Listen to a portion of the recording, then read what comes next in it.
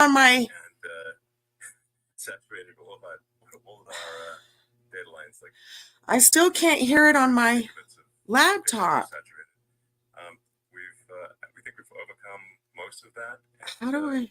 So it's now time to proceed. But as this master, I can hear something. That's on my phone, babe. Oh, I heard it on my laptop. Hold on, let me see if I can go back. See, it's not pulling up on my laptop. The other thing was my Alex Jones is.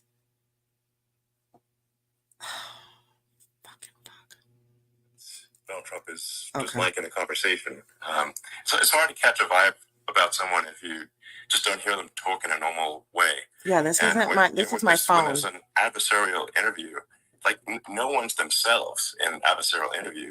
And this is really aimed at kind of open-minded, independent voters who just trying to make up their mind. There we go. And I had it. Okay. So is that you or that's yours? Just like to have a conversation. So, honored to Donald. Great to speak. We had a great conversation yesterday. As you mentioned yesterday, if we could just record that conversation and post it, it would have been excellent. And I hope we can have something like that today. Well, I think we will. I'm pretty sure we will. And congratulations, because I see you broke every record in the book with so many millions of people, and it's an honor. We view that as an honor. And then you do want silencing of certain voices. Usually those are voices that have something to say that are constructive, oftentimes constructive. And so we have to consider it an honor. But congratulations on breaking every record in the book tonight. That's great. Well, thank you. Well, I mean, maybe we could start off with, the assassination attempt, which was an incredible thing. And I have to say that, your actions after that assassination attempt were inspiring. Okay, do we have an echo on instead our of shying feed? away from things, instead of ducking down, you were pumping your fist in the air and saying, fight, fight, fight. And I think that's, the president of the United States represents America, and I think that is America. That is strength under fire, and so that's a big part of the reason why I was excited to endorse you as the president of the United States for having another term here. Is that was just incredibly inspiring. But I mean, what was it like for you? Not pleasant. I have to be honest. I said there was blood. I had more blood. I didn't know I had that much blood. The doctors later told me that the ear is a place that is a very bloody place if you're going to get hit. But in this case, it was probably the best alternative you could even think about, because it went at the right angle, and it was a hard hit. It was very. I guess you would say surreal, but it wasn't surreal. I was telling somebody, you have instances like this, or like a lot less than this, where you feel it's a surreal situation. And I never felt that way. I knew immediately that it was a bullet.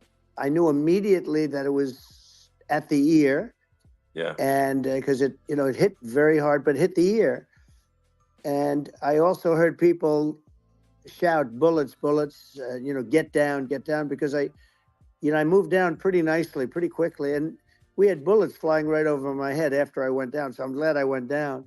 The bigger miracle was that I was looking in the exact direction of the shooter. And so it hit me at an angle that was far less destructive than any other angle. So that was the miracle. That was, for those people that don't believe in God, I think we got to all start thinking about that. You have to, I'm a believer. Now I'm more of a believer, I think. And a lot of people have said that to me. A lot of great people have said that to me, actually. But it was amazing that I happened to be turned just at that perfect angle. And all because I put down a chart on immigration that showed that the numbers were so great. I love that chart even more maybe now. It's a sign. Maybe that's a sign, It's an immigration sign. You highlighted a serious issue.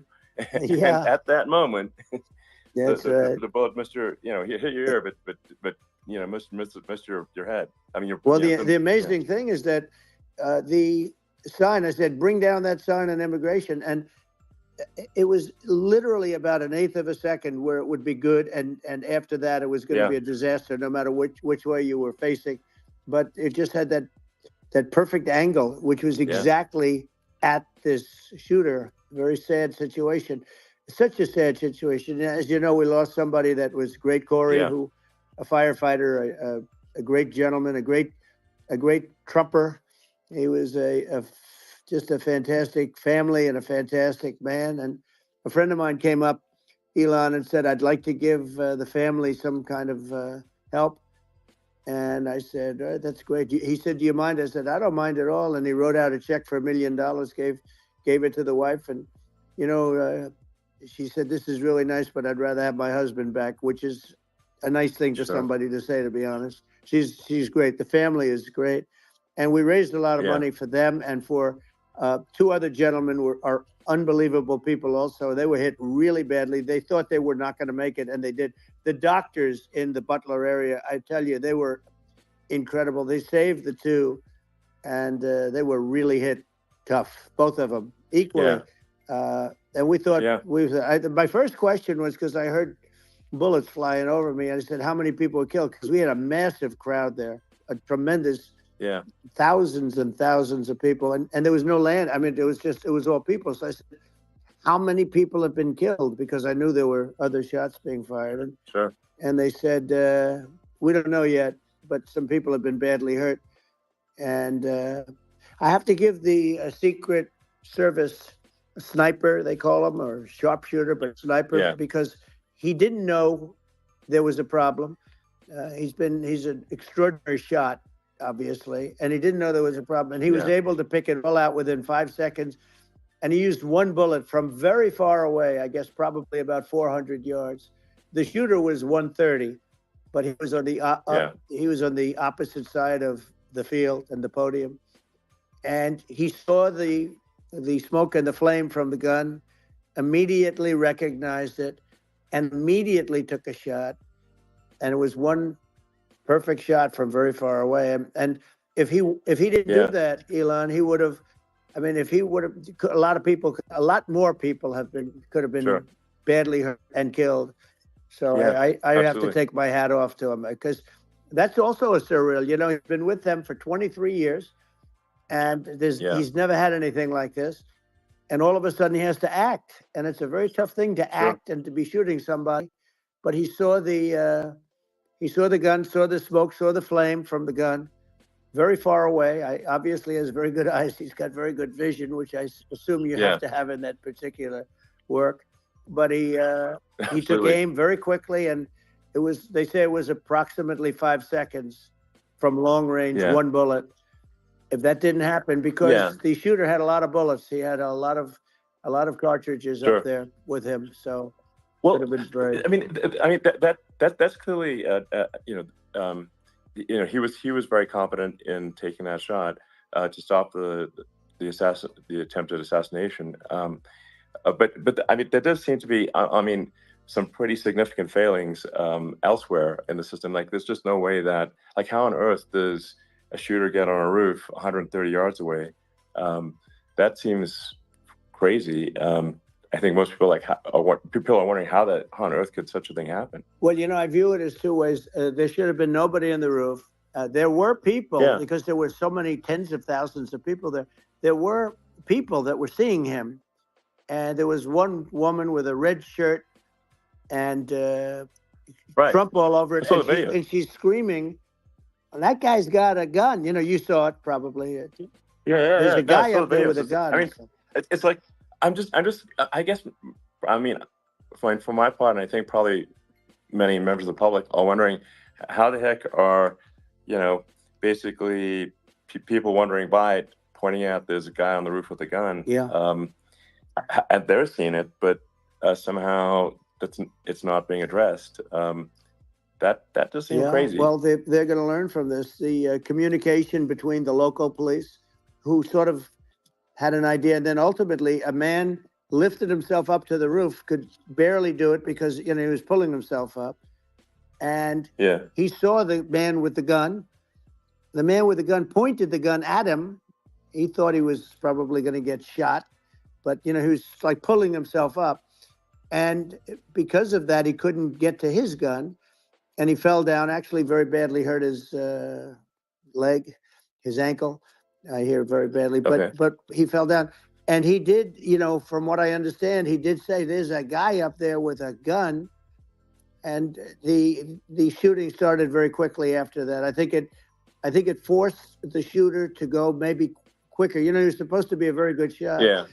My sons, Don and Eric, they can't believe what happened, but they said from 130 yards, a bad shot would hit that target almost every time. They said it's like in golf, sinking a 2-foot putt. Yeah, it's not a tough shot. It's not a long shot. The Secret Service person had the long shot. He had triple the distance actually. So it was a terrible thing. It's hard. I have to say this about the Secret Service. When I went down, and I went down based on, I think, they're screaming, but other people also, because people saw this happen. You had so many people. One of the miracles was that nobody ran. I mean, if a gun goes off, the crowd control people showed us this. When guns go off, and it does happen in stadiums at a soccer match or some kind of a match, everybody flees. They call it a stampede, like cattle. But everybody, and a lot of people get killed with those stampedes. We had more people than you'd have at, some of these matches or these games, and nobody left. You had a small group behind us in the grandstand, and that was full. And you look at it as it was taking place, and normally they'd be running. They didn't leave. They saw that I was hurt.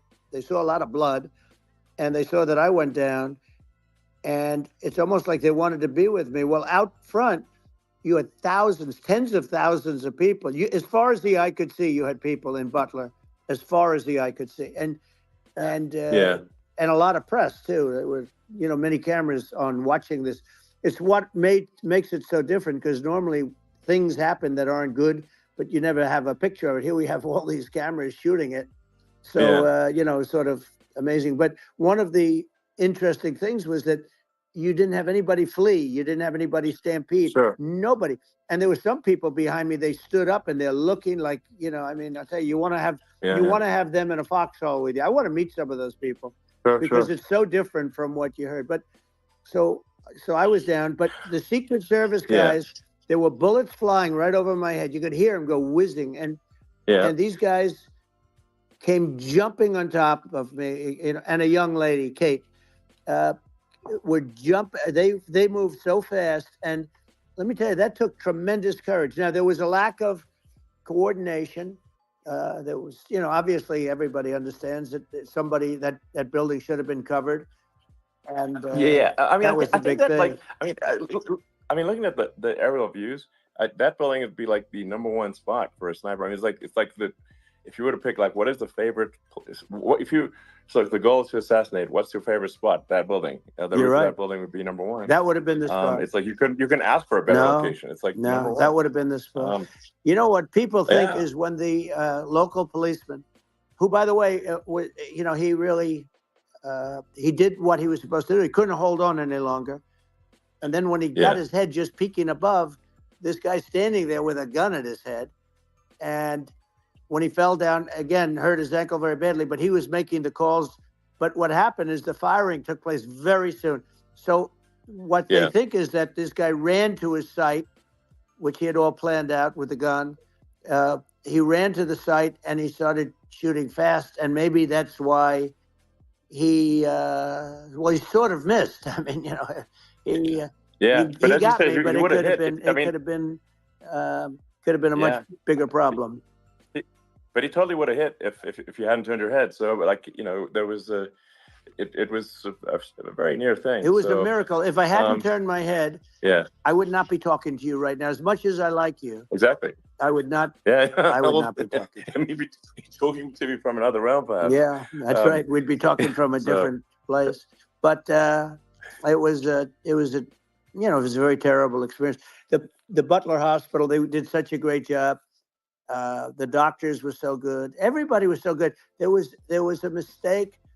If somebody knew, because people were hearing, there was just a bad feeling that there was somebody was around. You know that story now. It's been Yeah. And Yeah. if somebody could have said, because they've oftentimes said, like there'd be a lightning storm or something. Because I've done, I think over 300. I think I did a lot more than that, but we did a lot. And oftentimes they'll say, "Sir, could you wait 10 minutes, please? Sir, could you wait 20 minutes? There's a storm overhead or lightning or something," right? And that happens often.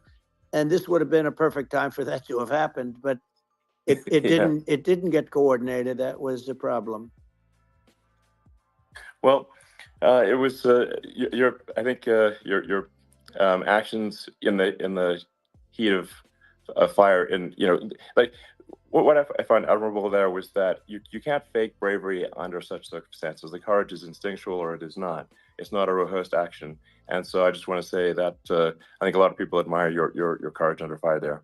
And Well, so thank you very much. I appreciate it. I didn't think of it. I just wanted to get up, and I wanted to stand up. I wanted to let people know, I felt I was good when they were on top of me, covering me, actually, very much covering me, and very bravely. But I wanted to get up. I said, I want to get up.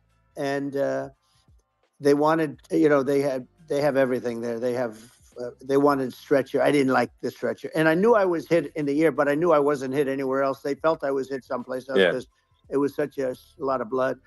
And they were sure that I was hit someplace else. And they were saying, "Sir, you were hit more than the ear." I said, "Nope, I was hit in the ear. I want to get up. Let me get up." And so I got up, and the crowd didn't know what to think. I mean, this was so many people, and you could see they were confused. They didn't know what to think. And I wanted to let them know I was okay. It was very important for me to let them know that. And they went wild. You've seen the after. They didn't go wild when I got up because they didn't know, was I alive? You really couldn't tell. When I stood up before the hand, before the fist in the air, they didn't know if I was alive. Nobody did.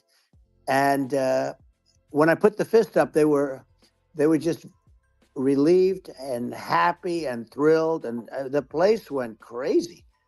It was pretty amazing. It was a terrible thing, but it was incredibly moving. Yeah. Well, and I mean, speaking of the sort of slide that got you to turn that saved your life, really, was the illegal immigration slide. Maybe this, maybe it's worth talking about that. It was that slide saved your life. No, the illegal immigration saved my life. You're right, but it was, I had to be at that exact angle. I mean, that's a great one. saved by illegal immigration. The incredible thing, though, when you talk about the odds, you had to be exactly at that angle. But the incredible thing is that the chart, I used it less than 20% of the time. It was just a moment. Yeah. It's always on my left, never my right. And it's always at the end of the speech. So here we have it. It's on the right, not the left. It's at the beginning, not the end. And even the people that put it up, they were unprepared, and they did a great job. They got it up immediately, fortunately. But I looked to the right, and the bullet came whizzing by, hitting my ear. So it was amazing. But when you think of the odds of that, and that normally you wouldn't use it. Normally I wouldn't have the thing, and then it would have been a very different story. It's very much, I say, an act of God. It's a miracle that it happened, and I'm honored by it. I'm honored by it. Well, what were you about to say about illegal immigration before you were rudely interrupted? Well, I was going to say how good the numbers were. By the way, we're going back to Butler, and we're going to go back in October. We're all set, but the people are fantastic in Butler. It's a great area. These are incredible people. Like the three that, in the case of Corey, killed, and the other two, the families I got to know them a little bit, and the families are great. But we're going back to Butler, and I think I'll probably start by saying, as I was saying, prior to being so horribly interrupted. So rudely interrupted by an assassination attempt. But no, but the chart. Some people have no manners. Elon, the chart was just a chart that in my last week, we had the best illegal immigration numbers, meaning stopping. It was at the lowest. You've seen the chart. It's become quite a famous chart. Yeah. But that was the lowest point ever recorded. It was a really, I mean, I was very proud of those numbers. And then you see what happened with these people, Kamala and Joe. You see what happened. They just let it go. I had remain in Mexico policies. I had all these different policies that was so good. Guys like Tom Homan and Brandon Judd from Border Patrol. These are all people that they've been on television. They said it's the best numbers we've ever had. We had so many different checks, catch and release in Mexico, not the United. We had catch and release in the United States. We had it in Mexico. We had so many things. We had things where if many people come in there, they have contagious diseases. We had everything passed. If you have a contagious disease, I'm sorry, but we cannot allow you into the country. So we were setting literally records, and all I was doing is showing that, and I use it sometimes. Sure. And in this case, I'm glad I used it.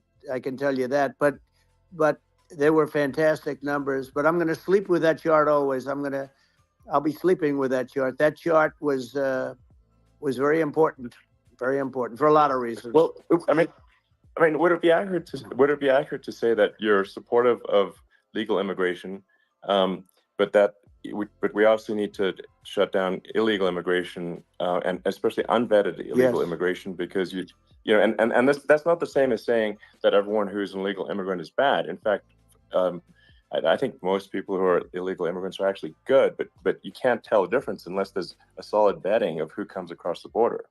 Does that accurately represent your position? I say it very simply. They have to come in legally.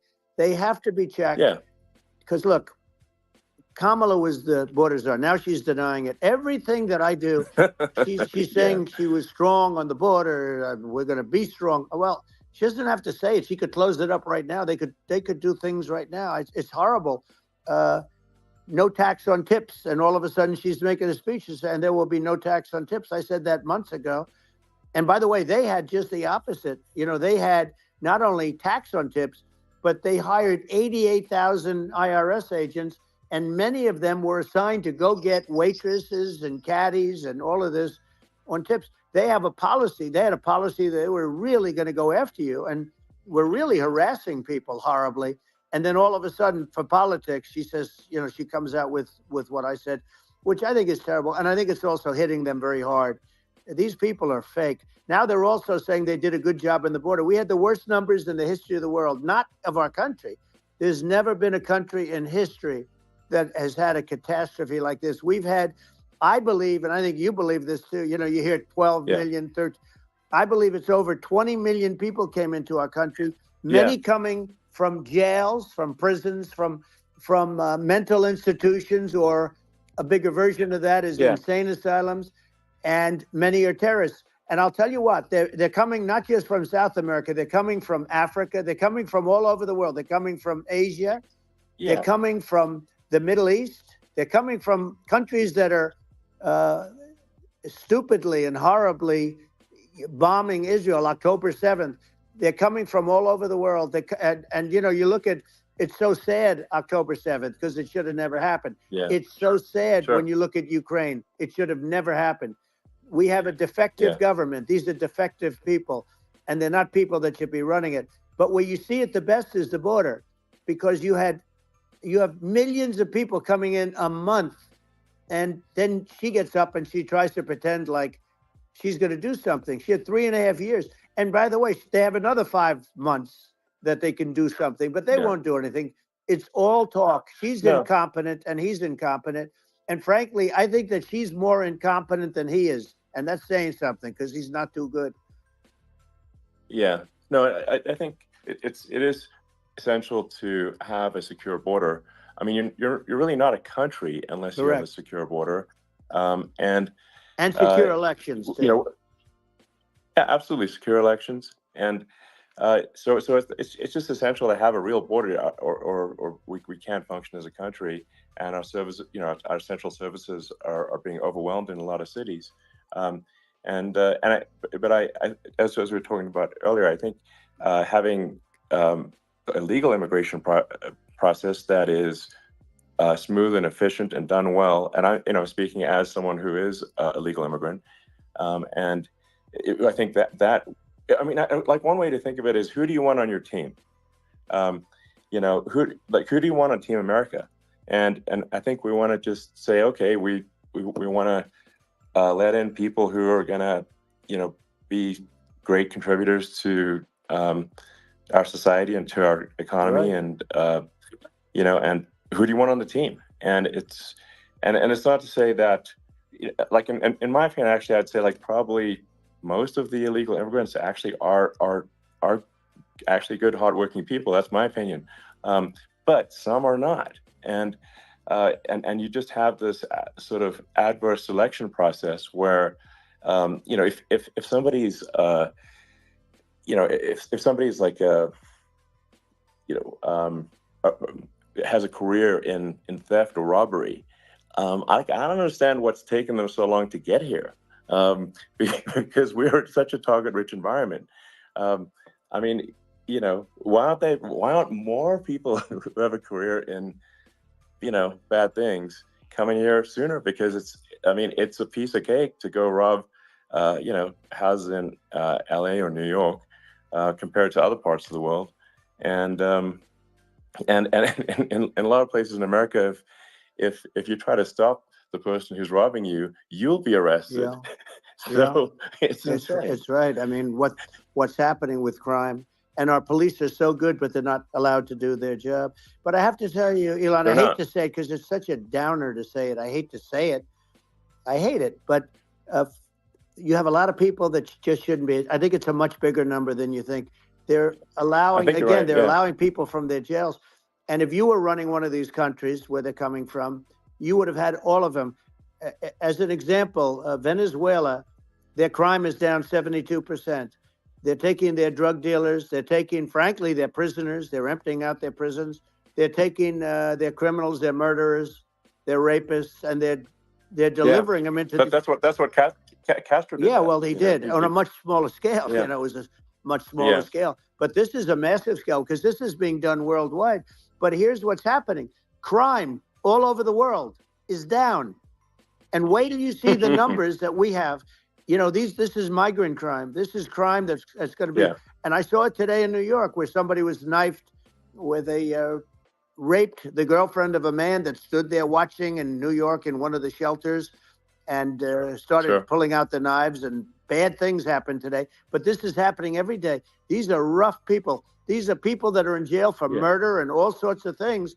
And they're releasing them into our country, and they're telling them, if you come back, we're going to kill you. We're going to give you the death penalty or kill you.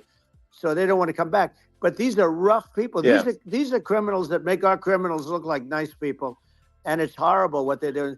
And she's in charge of it because, now she's trying to say she had nothing to do with it. And she's such a liar because she was called the border czar the first day, and it was on the headlines of every newspaper. She's the border czar. And she never even went there. She went to one location, which had nothing to do with where the problem is.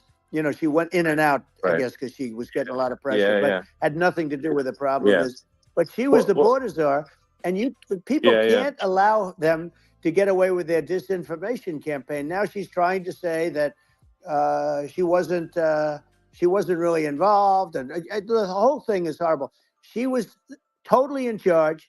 She could have shut the border down without him. He didn't know what he was doing anyway, so he wouldn't have even known what happened.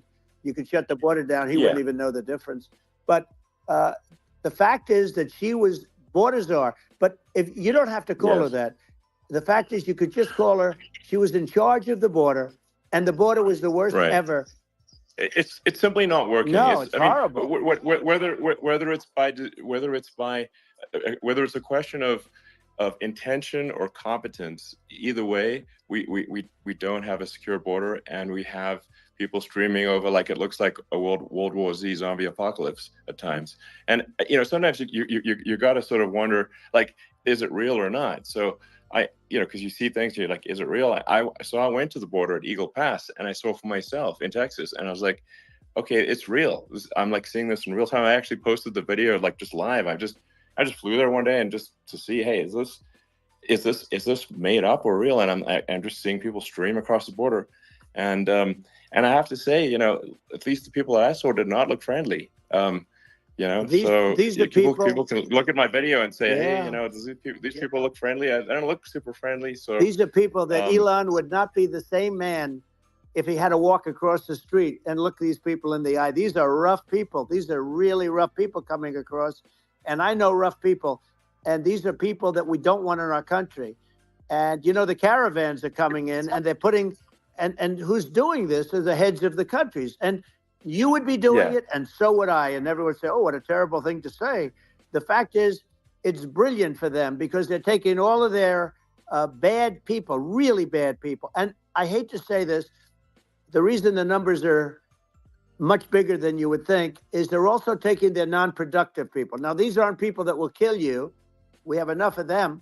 But these are people that are non-productive. They are just not productive. I mean, for whatever reason, they're not workers or they don't want to work or whatever. And these countries are getting rid of non-productive people in the caravans in many cases. And they're also getting rid of their murderers and their drug dealers and the people that are really brutal people. And they're coming into our country at levels that have never been seen before. And I saw an ad just before I got on the air. I'm walking over here, and I saw an ad by Kamala saying how she is going to provide border security. Where has she been for 3.5 years? For 3.5 years. Yeah, no. We have 20 million people for it. It's a terrible. Yeah, I think this, frankly, I think this is a fundamental existential issue for the United States. And if we have another 4 more years of open borders, and it's going to be even worse with another 4 more years, it's going to be even worse than it's been for the past 3.5 years. I'm not sure we've got a country. You don't have a country left. Elon, if they get in, you will have 50 to 60 million people from all over the world, not South America only. We think of South America, we think of Honduras and El Salvador, Guatemala, and Mexico, the 4. But it's not that. It's everywhere. They're coming in from everywhere. And I had to stay in Mexico. Yeah, I think this is a super important point. Like people, it's like basically when I went down there, I was like, well, where are people from? It's like almost no one was from Mexico. No, Mexico left. It's just the border. It's just the border with Mexico. But the people coming in, it's Earth, the rest of Earth, and America is only about 4 or 5% of the population of Earth. It would only take a few percent of the rest of Earth to overwhelm everything. We're already overwhelmed, Elon. We're overwhelmed. You had to see the news tonight about New York, and I love that place. And what they're doing to it is horrible. What they're doing to it, and all the courts do is they try and focus on Trump. Okay, let's focus on Trump, who did nothing wrong. I complain about a rigged election. Elon, what's happened is unbelievable. You have from Africa. From the Congo, they're coming from the Congo, and 22 people came in from the Congo recently, and they're murderers, and they drop them. They drop them. They take them out of jails, which is very expensive, to maintain the jails. Although they don't do too much maintaining, I can tell you. But they take them out of jails, prisons. They take them out, and they bring them to the United States. They deposit them in the United States and say, "Don't ever come back, or you're going to be executed." And they don't want to come back. But they won't come back. Sure. But they're coming from Africa. They're coming from Asia. They're coming from the Middle East. They're coming from South America. Well, they're coming from everywhere. Earth, basically. And there are a lot of really bad ones. It's just an everywhere on Earth thing, and it's just not possible for the United States to absorb everyone from Earth or even a few percent of the rest of Earth. It's just not possible. So, well, Elon, we're going to have to finish this up. We're going to have the largest deportation in history of this country, and we have no choice. Otherwise, we're going to have a country. What they've done to our country. Think of it, with in Venezuela and in some of these other countries, crime is down 50, 60, 70, 80%. And you would be the same. You would have. Yeah. I'll tell you what. Venezuela has not gotten rid of all of them. They've gotten rid of about 70% of their really bad people. Their jails are about 50%. Put into the United States. The same with other countries. Sure. Some are at 30%, some are at 50%. They're all different. But the bottom line is they're all going to be at 100%. Why wouldn't you put 100% of it? And they're doing it right now while this third-rate phony candidate. Don't forget, I beat Biden. He failed in the debate miserably. And, some people said, oh, gee, it's too bad. It's too bad he did so badly, or I did well in the debate. The first night they said, wow, one of the people at CNN said that was the greatest debate performance I've ever witnessed. And then 2 days later, they didn't talk about that. They just said he was bad. But that's okay. That's the way I get treated, and I don't mind that at all. What I can tell you is this. We cannot have a Democrat. We cannot have her. She's incompetent. She's as bad as Biden in a different. Yeah. Look, she hasn't done an interview since this whole scam started. And say what you want. This was a coup. This was a coup of a president of the United States. He didn't want to leave, and they said we can do it the nice way or we can do it the hard way. Yeah, they just took him out back behind the shed and basically shot him. What they did with this guy, and I'm no fan of his, and he was a horrible president, the worst president in history. And one of the reasons he was so bad, first of all, the Israeli attack would have never happened. Russia would never have attacked Ukraine, and we'd have no inflation. And we wouldn't have had the Afghanistan mess, if you think of it. Well, and we wouldn't have had Afghanistan. But we think of it. You take a few of those events away, and we have a different world. We would also have inflation was caused by oil.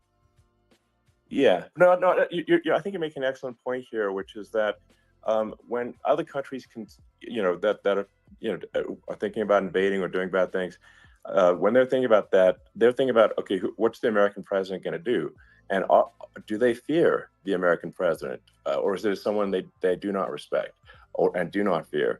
And I think they would. They rightfully be. I mean, look at the footage with the assassination. They're like, okay, President Trump is like, don't mess with me. I mean, that's like. Whereas I think people are not going to be, and they obviously have not been at all intimidated by Biden, and they certainly will not be intimidated by Kamala. And you have to really think of that in the context of global security. That if the American president is someone that, like, evil dictators are scared of, that makes a huge difference to the security of the world. So I had a good relationship with Putin, despite the Russia hoax that lasted for over 2 years. Just a hoax created by Hillary Clinton and Adam Schiff, some just bad people, just sick people, frankly. I mean, Schiff is a sick person. He's going to end up probably being a senator. It's hard to believe. The whole thing is hard to believe. But, they put our country in danger with that stuff, too. They actually, when they make up stories, and you have to fight your way out of it for a long time. But I know Putin very well. I got along with him very well. He respected me, and it's just one of those things. And we would talk a lot about Ukraine. It was the apple of his eye. But I said, don't ever do it. Don't ever do it. I shut down Nord Stream 2. That was the big oil pipeline, the biggest pipeline in the world going all over Europe. I shut it down.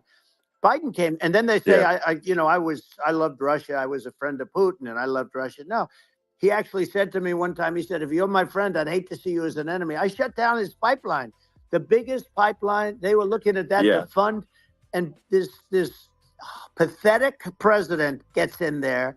And the first thing he did, one of the early things he did, is he shut down Keystone XL pipeline, which is our pipeline that would have employed 48,000 people, pipeline workers, shuts it down. That was, a massive job that Obama refused to allow. Yeah. I allowed it in my first week because it was jobs and it moved oil. And by the way, in a much more environmentally friendly way. It's underground. It's not a truck that catches on fire or a train that catches on fire. But think of it. He shut down the XL pipeline, the Keystone XL pipeline. Yeah. He shuts that down, and he approves the Russian pipeline. Yeah, it doesn't make any sense. It's inconsistent. Certainly, but I mean, I think it's just worth emphasizing, to listeners, the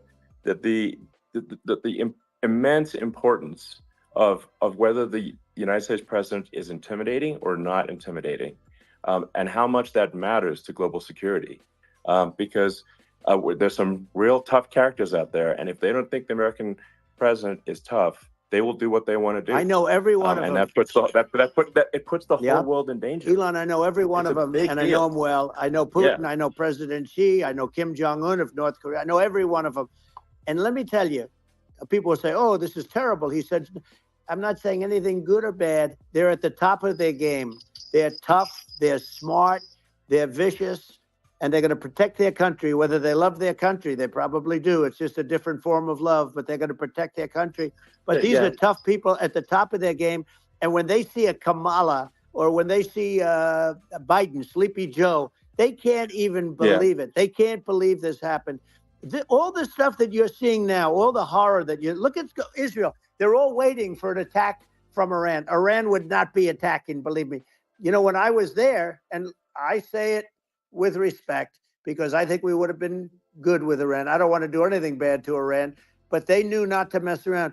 Iran was broke because I told China, if you buy from Iran oil, it's all about the oil. That's where the money is. But if you buy oil from Iran, you're not going to do any business with the United States. And I meant it. And they said, we'll pass. They didn't buy oil. Other countries, likewise. You want to buy, you're not doing business with the United States. And they were at a point where they had no money for Hamas. They had no money for Hezbollah. They had no money for any of these instruments of terror. And it was amazing. In fact, there were articles when I was leaving, which is hard to believe, actually, especially when you look at what's happened to our country. Our country is so bad right now. It's such a different place. We were respected.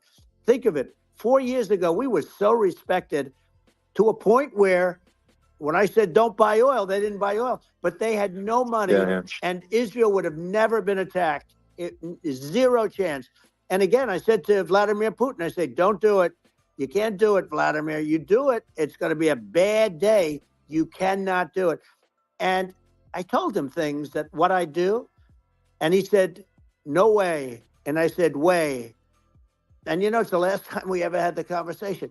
He would never have done. I got along well with him. I hope to get along well with him again. You know, getting along well with them is a good thing, not a bad thing. I got along well with Kim Jong-un. When I met with President Obama just before entering, you know, it's a sort of a ritual. And I sat down with him and we talked. It was supposed to be for a very short period of time. It turned out to be a long period of time. I said, what's the biggest problem? He said, North Korea. I had that problem worked out very quickly. It was nasty at the beginning with Rocket Man and, you know, all the different things. But all of a sudden I got a call. Those were some epic tweets, by the way. Yeah, they were. They were epic everything. He said that he has a red button on his desk. I said, I have a red button on my desk too, but my red button is much bigger and my red button works. And then I called him Little Rocket Man of Little Rocket Man. Anyway, here's the bottom line. All of a sudden I got a call from him. And they said they want to meet. They want to meet me. And we met, as you remember, we met in Singapore. We met also in Vietnam. And I got along with them great. We were in no danger.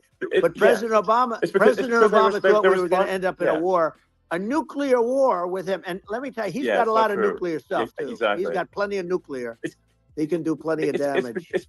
So yes, I mean, it's because, you know, I mean, people like Kim Jong-un, they respond to strength, not weakness. Well, he and I had a good relationship. Remember I met him and we walked onto his land. Nobody ever walked onto his land before. I walked onto. I wouldn't say. Let's bring up Secret Service again. I wouldn't say they were thrilled when I did that. I walked onto his land, and it was an amazing period. But we were not in danger with him because of me. You know, I always say that we have enemies on the outside and we have enemies on the inside. We have some really bad people in our government and people that are controlling of the people. I mean, I'd mention names, but I really don't want to give them the credit. But we have some really bad, and I say they're more dangerous than Russia and China. If you have a smart president, a president that gets it, we are not in danger from those countries because they need us and they need our help. I mean, we forced Obama, if you think about it, Obama and Biden, and Bush to a certain extent, in all fairness, forced Russia and China together. And if you're a history student, the first thing you learn is you cannot let Russia and China align. But then they also got, if you take a look, Iran, and they have North Korea. That's, you know, they call it the axis of evil. In the old days, you had the axis of evil. Here we have a modern day axis of evil. These are powerful countries, very heavy nuclear, which is the biggest threat. Yeah. You know, the biggest threat is not global warming, where the ocean's going to rise 1 1/8 of an inch over the next 400 years. And you'll have more oceanfront property, right? The biggest threat is not that. The biggest threat is nuclear warming, because we have 5 countries now that have significant nuclear power, and we have to not allow anything to happen with stupid people like Biden. You know, Biden did something with Russia. There was no chance of him ever going in. And when I left, and then after I left, they started forming big armies on the border with Ukraine, right? And I looked at that, and I thought he was doing that because Putin's a good negotiator. I thought he was doing that to negotiate. But then Biden started saying such stupid things. For instance, he said that it can be a NATO country. Now, Russia, for as long as there's been NATO, has said we're never going to agree to that. And we go right up front and say that. And we did things and said things through this president with a low IQ, very low IQ. He had a low IQ 30 years ago, by the way, but now he might not even have a IQ at all. There's nothing on the board that goes this low. He said things that were so stupid that war had zero chance of happening if I were there. Zero chance. He was saying everything the opposite. And it's so sad because many more people have been killed in Ukraine than you read about. You don't read about how bloody it is and how disastrous. Sure. Hey, look, just in the 2 armies, you lost 500,000 people. And Ukraine's having a hard time. Ukraine, I don't know if you saw the article recently, and it's true. You don't hear the true story. But if you think about it, Russia's gone, Russia defeated Germany with us, and they defeated Napoleon. They've been around a long time. They're a big fighting force. Yeah. Sure. And it's very unfair. And Ukraine now doesn't have enough men. They're now using young men and very old men to fight. And we're in a very bad position. And I'm not going to blame exclusively, but I can tell you I could have stopped that. And a smart president could have stopped that. It wouldn't have happened.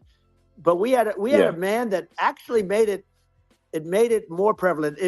It was so bad. The words that he was using, the stupid threats coming from a stupid face that he was using. I said, this guy's going to cause us a war. He's going to cause us. And let me tell you, it can lead to World War III. That can lead to World War III. The Middle East can lead to. We have numerous places that could end up in a World War III right now for no reason whatsoever. No, I think you're right. I think people underrate the risk of World War III, and it's just when you're looking at the risk of global thermonuclear warfare, it's game over for humanity. And, it's something that people have, I think, after the end of the Cold War, people have become complacent about, but they actually have forgotten that there are currently a lot of nuclear missiles that have targeting parameters for the United States from 100%. Other countries. And one of the things we're going to do is we're going to build an Iron Dome over us. Israel has it. We're going to have the best Iron Dome in the world. We need it, and we're going to make it all in the United States. But we're going to have protection, because it just takes one maniac to start something. We're going to have protection, and we're going to have. Why shouldn't we have an Iron Dome? Israel has one. Some other places have one that nobody even knows about, frankly. But Israel has it. We're going to have an Iron Dome. But with all of that being said, to me that's so important, the most important. But with all of that being said, the election's coming up, and the people want to hear about the economy and the fact that they can't buy groceries because they don't have enough money to buy groceries. The inflation has killed them. Food prices are up 50, 60, even 100% in some cases. And this stupid administration allowed this to happen, and it's a shame.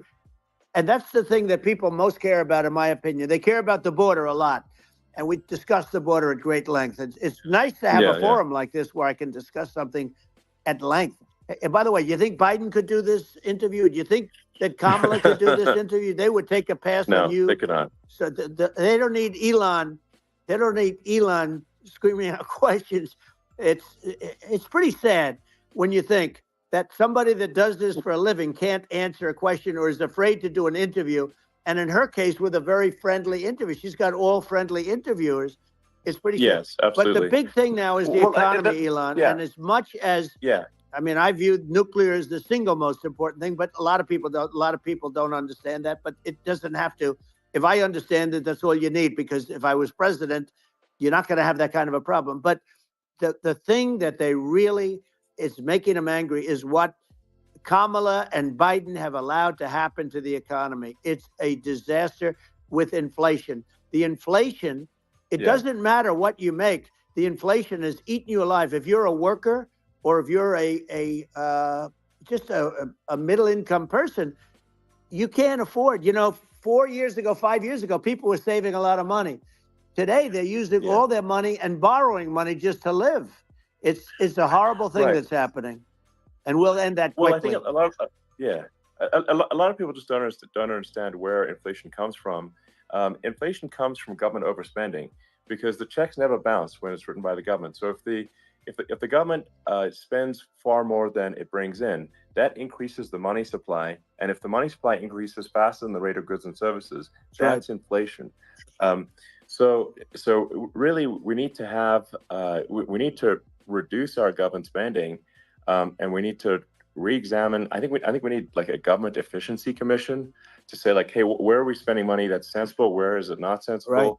And we need to live within our means. We're currently adding, I think, $1 trillion to the deficit roughly every 100 days. That's right. And the interest payments on the national debt have now exceeded the defense budget.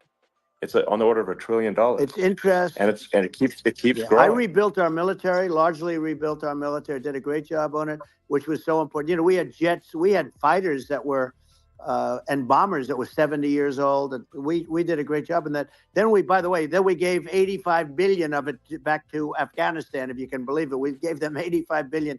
They're one of the largest sellers of military equipment in the world. They're selling what we gave them. That was one of the most embarrassing days in the history of our country. But if you think about, let's go back to the economy. We have to bring energy prices down. Energy started at the price of gasoline. Now your cars don't require too much gasoline, so you have a good, and you do make a great product. I have to say, I have to be honest with you. That doesn't mean everybody should have an electric car, but these are minor details. But your product is incredible. But the gasoline, Elon, is the cost of energy. Not only gasoline, it's the cost of heating your house and cooling your house. That has to come down. It's gone up 100%, 150, and 200%, and that has to come down. When that comes down, and we're going to drill, baby, drill. They stopped drilling, and then they went back to drilling because they went back to the Trump policy. But if they won the day after they get into office, this country will go out of business because they're going to go to an energy policy that's not sustainable. Wind and different things. You're not going to have anything. And I know you're a big fan of the AI. And I have to say that AI, and this is shocking to me, but AI requires twice the energy that the country already produces for everything. So we're going to have to build a lot of energy if our country will be competitive with China, because that's our primary competitor for this on the AI. You're going to need a lot of electricity. You're going to need tremendous electricity, like almost double what we produce now for the whole country, if you can believe it. Sure. Well, just going, back to this, like this basic thing, that people try to make it sound complicated, but it's not. But inflation is caused by government overspending. Would you agree that we need to take a look at government spending and have perhaps like a government efficiency commission that just tries to make the spending sensible and so the country lives within its means, just like a person. The waste is incredible, and nobody negotiates prices. You used to have a lot of people making jets, and you end up with two companies, and they'll probably try and merge at some point. I went through it, like Air Force, just a thing like Air Force One. One of the first documents they asked me to sign, a general said, "Sir, would you please sign this document?" And what is it? Air Force One. That's with Boeing, which is basically two planes, two 747s. And the price was $5.7 billion for two planes. Now, now they're highly sophisticated. That's insane. They're even nicer than your plane, okay? But much more sophisticated. They're very, I won't say what's on it, but they got a lot of stuff on it. Anyway, but it's 5.7. That's a crazy it's number. A crazy number. But I said, I'm not going to pay 5.7. I'm not going to do it. I said, who made the deal? Obama and his people. I said, well, then I know the deal's no good. I'm not going to do it. And over a course of about 4 weeks, by my saying I'm not going to do it, I got the price reduced by $1.6 billion for the exact same plane, other than we had a nicer paint job, if you want to know the truth. But for the exact same plane, I saved one. And I said to Boeing, man, you guys must make a lot of money if you can reduce the price by that. But now what I do hear is that they're going back to the Biden administration and wanting big cost overruns, because they see these dopey suckers in there, and they'll end up getting some of the money back. But I shaved it by $1.6 billion for the exact same plane. And you can now take that and multiply that out times thousands of other items. Multiply it by yeah, a the zillion, numbers are and astronomical. Yeah. I agree with you. Well, I mean, I think it would be great to just have a government efficiency commission that takes a look at these things and just ensures that the taxpayer money, the taxpayers' hard-earned money, is spent in a good way. And I'd be happy to help out on such a commission. I'd love if it were formed. Well, you're the greatest cutter. I mean, I look at what you do. You walk in and you just say, "You want to quit?" They go on strike. I won't mention the name of the company, but they go on strike, and you say, "That's okay. You're all gone. You're all gone." So every one of you is gone, and you are the greatest. You would be very good. Oh, you would love it. But if you look at Argentina, well, I'd be happy to help by the way, out. congratulations. Yeah. I just looked at the number of people that are listening to you and I chat. We'll call it a chat. But congratulations. This is very good. I mean, it's great. And you're an interesting character. The new head of a place called Argentina, and he's a big, Malay's awesome. he's great. And he's a big MAGA fan, that he ran on MAGA. And he took it to an extreme too. He ran on MAGA, and I hear he's doing really a terrific job. It's called Make Argentina Great Again. It worked out perfectly. He came in, he bought a lot of hats, he brought everything, but he's doing a big job. He really cut. And I'm hearing they're starting to do pretty well. Inflation's getting down. They had like 2,000%. Exactly. They had inflation like not normal inflation. They had the real deal. But we're going to have that pretty soon. I think we have the worst inflation we've had in 100 years. They say it's 48 years. I don't believe it. I think we have the worst. They don't include a lot of the items that should be included. Yeah. Well, it's just from government overspending and not spending taxpayer money effectively, and having just so many departments you can't even name them all. And what Milei is doing is he's cutting government spending. He's simplifying things. He's putting in regulations that make sense, and Argentina overnight is experiencing a giant improvement in prosperity. But it's also a lesson for the United States, which is that Argentina used to be one of the most prosperous countries in the world. In the 30s, 40s, and because of bad government policy, it ruined the country. And if you take Venezuela, for example, Venezuela should be incredibly prosperous. They have phenomenal reserves of everything, oil, everything, and it should be prosperous. But if the government's wrong, it impoverishes the people. And so I think we should not be complacent in the United States in thinking that and taking our prosperity for granted, because if with bad government policy, we can run the country into the ground. And that's just something people should bear in mind. Don't take prosperity for granted. Well, think of education. So we're ranked at the bottom of every list of the top 40. We're ranked number 40, number 38. Norway, Switzerland, Sweden, different countries are ranked good. Actually, China's pretty close to the top. They're a top 6 or 7. But we're ranked at the bottom, almost at the bottom, 38, 39, 40. In other words, horrible. And yet we spend more per pupil than any other country in the world. So we spend more. And what I'm going to do, one of the first acts, and this is where I need an Elon Musk. I need somebody that has a lot of strength and courage and smarts.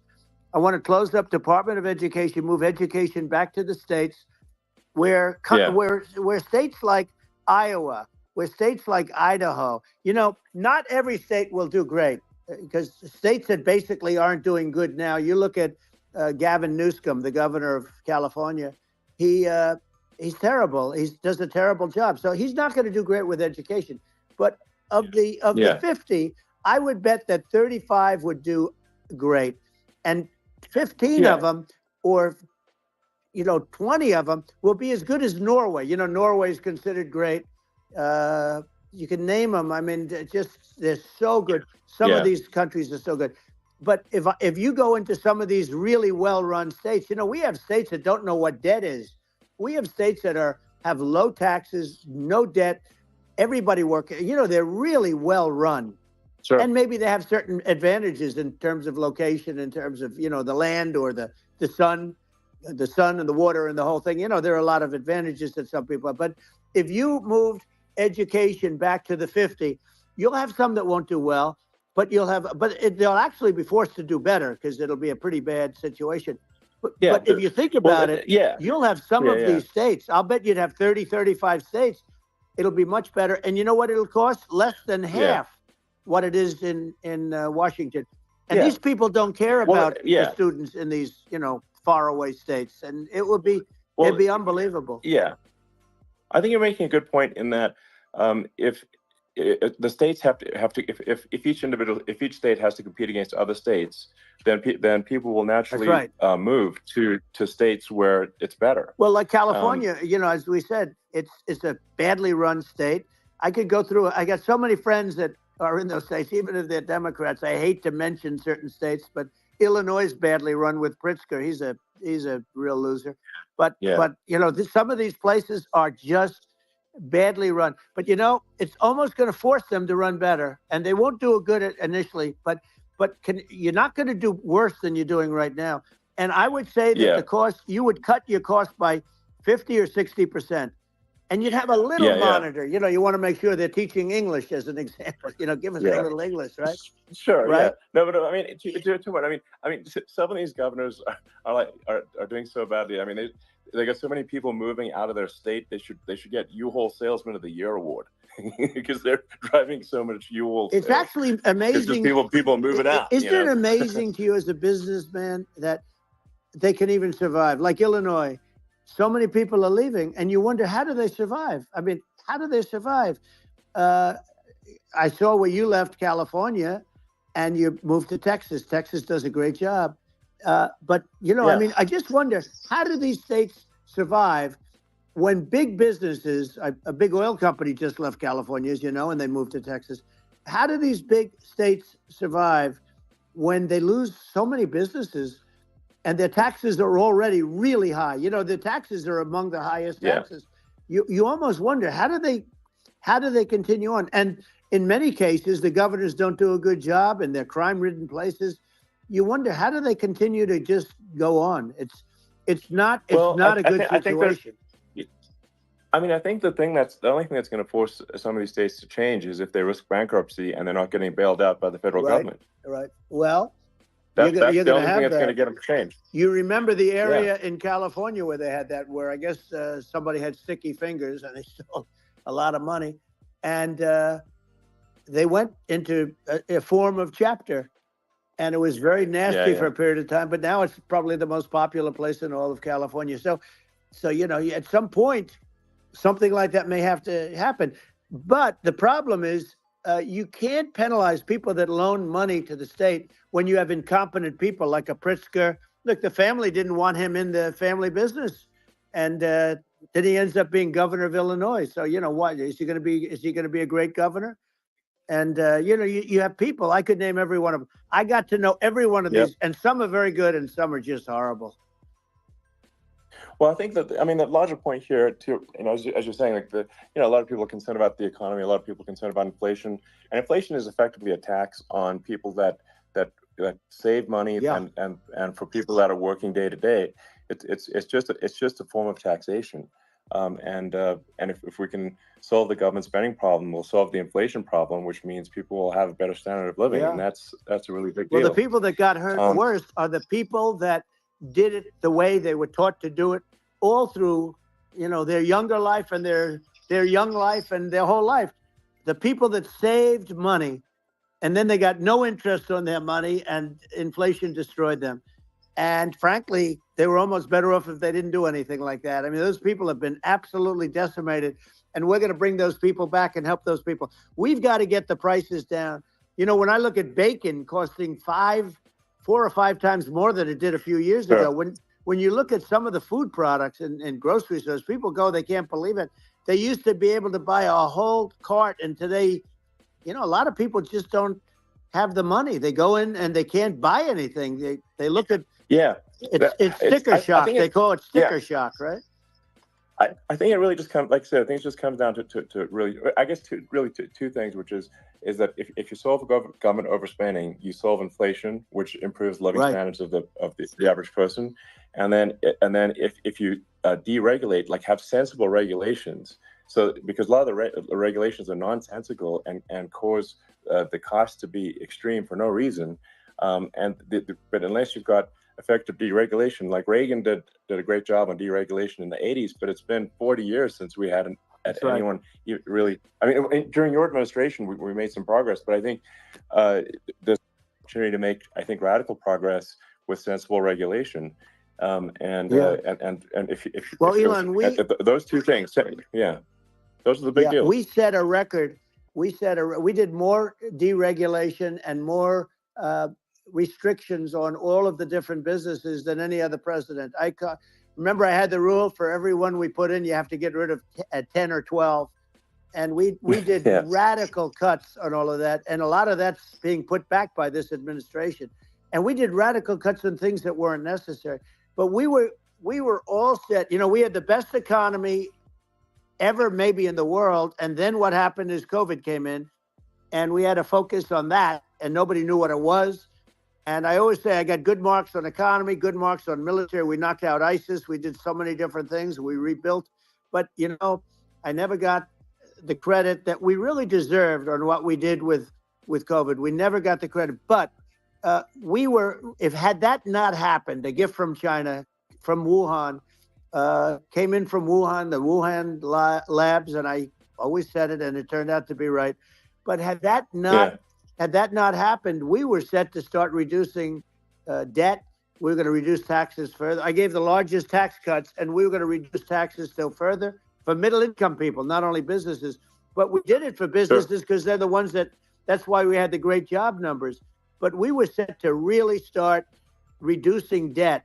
And, you know, we're sitting on the biggest pile of liquid gold anywhere in the world, bigger than Saudi Arabia, bigger than Russia. And we were going to drill, and we were going to make so much money. We were going to supply Europe with oil.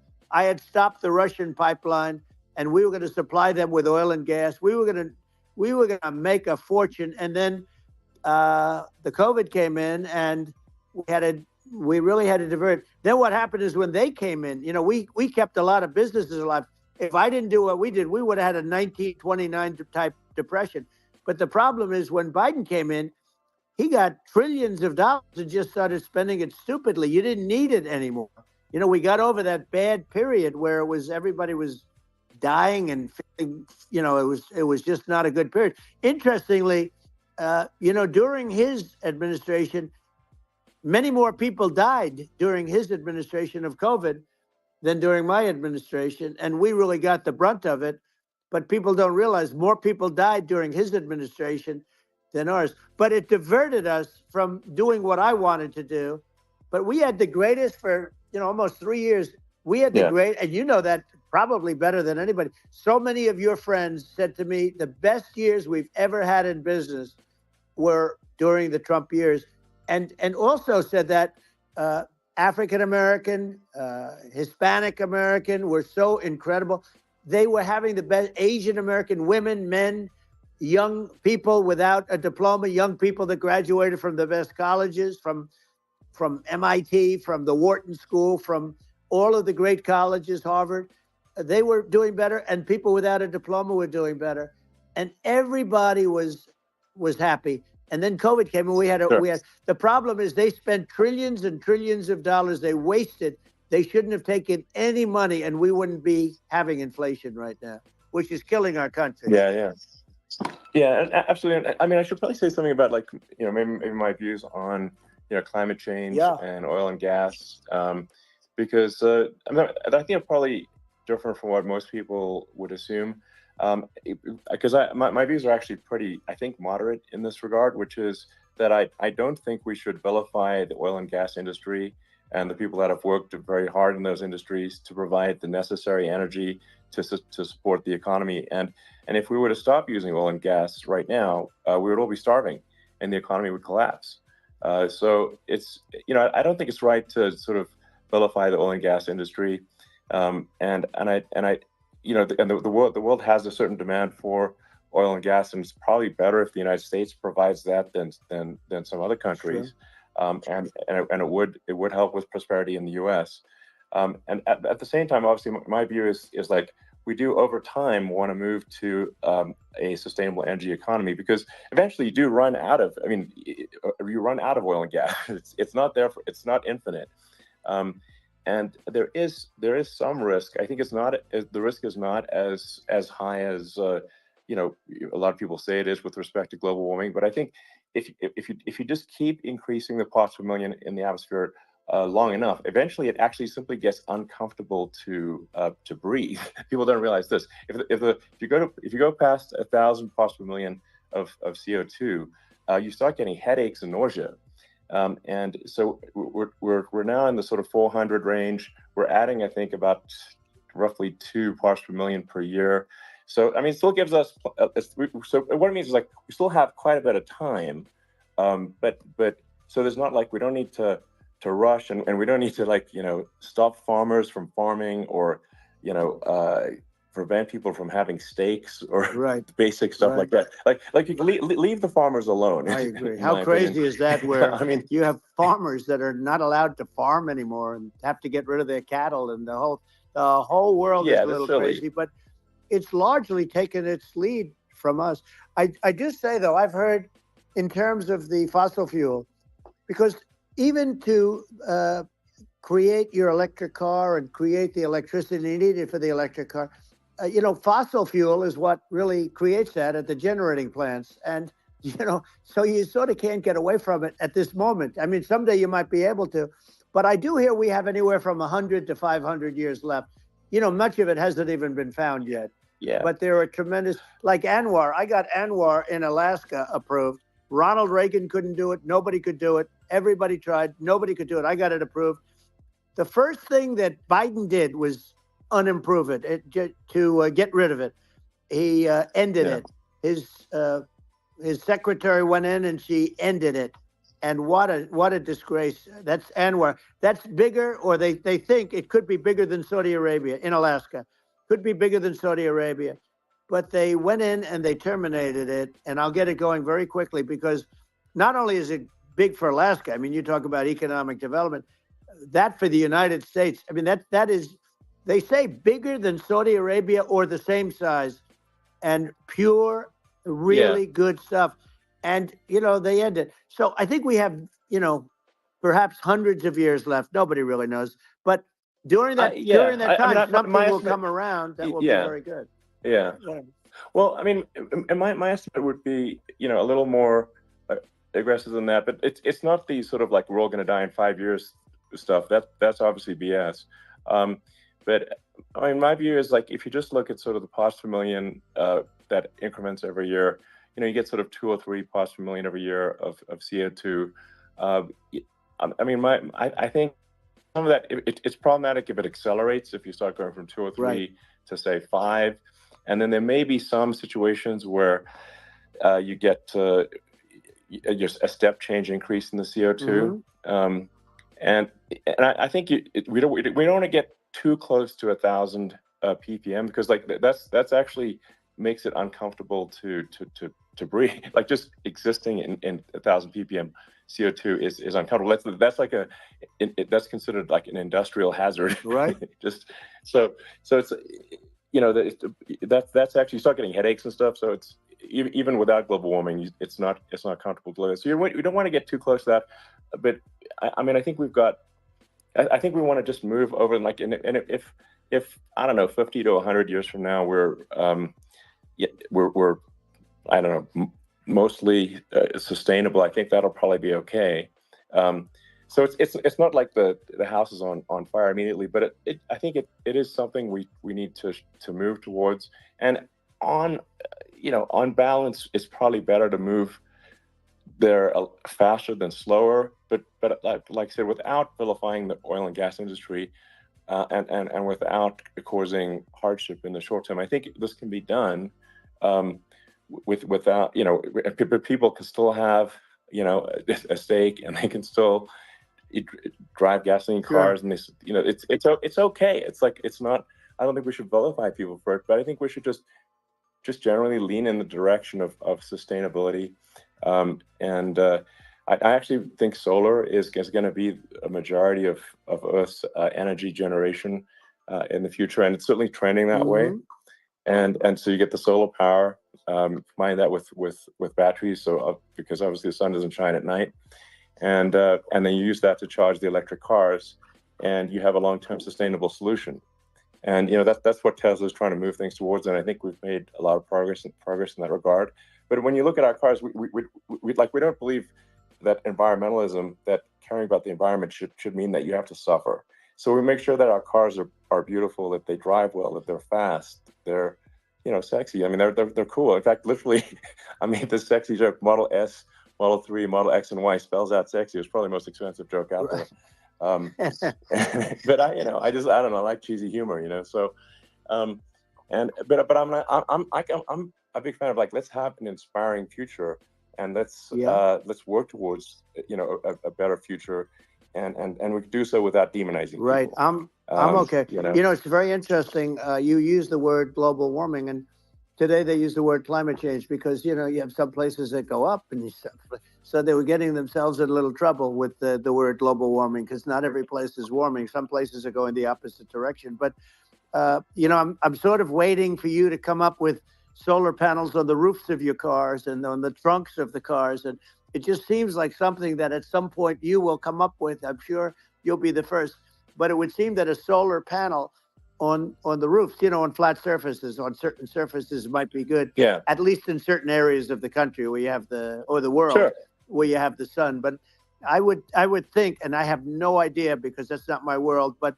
I would think that this would be something that would be interesting. But the one thing that I don't understand is that people talk about global warming or they talk about climate change, but they never talk about nuclear warming. And to me, sure, that's an immediate problem, because you have, as I said, 5 countries where you have major nuclear, and probably some others are getting there, and that's very dangerous. That's where you need a strong American president, because you don't want to have this proliferation. But you have 5 countries and getting more. China is much less than us right now, but they're going to catch us sooner than people think. They're way lower. Russia and us are number 1, and I mean, we're sort of tied. And China is far behind, but they're developing at a level that, you're not surprised to hear, very fast. They'll end up catching up, maybe even surpassing. But to me, the biggest problem is not climate change. It's not, and everything's, a problem, but it's degrees. To me, the big problem is the nuclear power. The power of nuclear is so great. And when I talk about I'll prevent World War III, I will. But the truth is that you have to, because this is no longer army tanks going back and forth and shooting at each other. This is a level of destruction and power that nobody's ever seen before. Yeah, and actually, there's the bad side of nuclear, which is a nuclear war, very bad side. But there's also, I think, nuclear electricity generation is underrated. You're right. And it's actually, people have this fear of nuclear electricity generation, but it's actually one of the safest forms of electricity generation. It's just a huge misunderstanding. And if you look at the injuries and deaths, caused by, say, I mean, I'm not going to try to pick on coal mining, but just any kind of mining operation. Right. And there's a certain number of injuries and deaths per year. And you compare that to nuclear. Nuclear is actually way better. So it's underrated as an electricity source, and I think it's something that's worth reconsidering. But there's so much regulation that people can't get it done. So that maybe they'll have to change the name. The name is it's a rough name. There are some areas like when you see what happened in bad branding. Right, we'll have to rebrand it. We'll have to give it a good name. We'll name it after you or something. You know, no, it has. It has a branding problem. You know, when you see what happened, it does have a branding problem. When you see what happened in Japan, where they say you won't be able to go on the land for about 3,000 years. Did you ever see that? And in Russia, where they had the problem, where they, there's a lot of bad things happened, and they have a problem. And they say that in 2,000 years, people will start to occupy the land again. You know, you realize it's pretty bad. No, that's not true. But you're right about it. It's amazing. It's actually not that bad. So like after Fukushima happened in Japan, like people were asking me in California, are we worried about like a nuclear cloud coming from Japan? I'm like, no, that's crazy. It's not even dangerous in Fukushima. I actually flew there and ate locally grown vegetables on TV to prove it. And I donated a solar water treatment, a solar powered system for a water treatment plant. And but you haven't been feeling so well lately, and I'm worried about it. No, but I mean, I'm only kidding. It's fine, It's like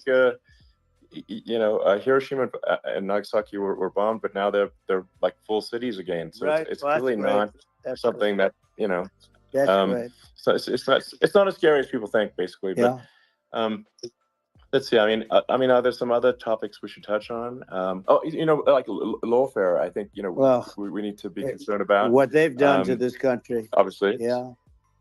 Well, we just won the big case in Florida.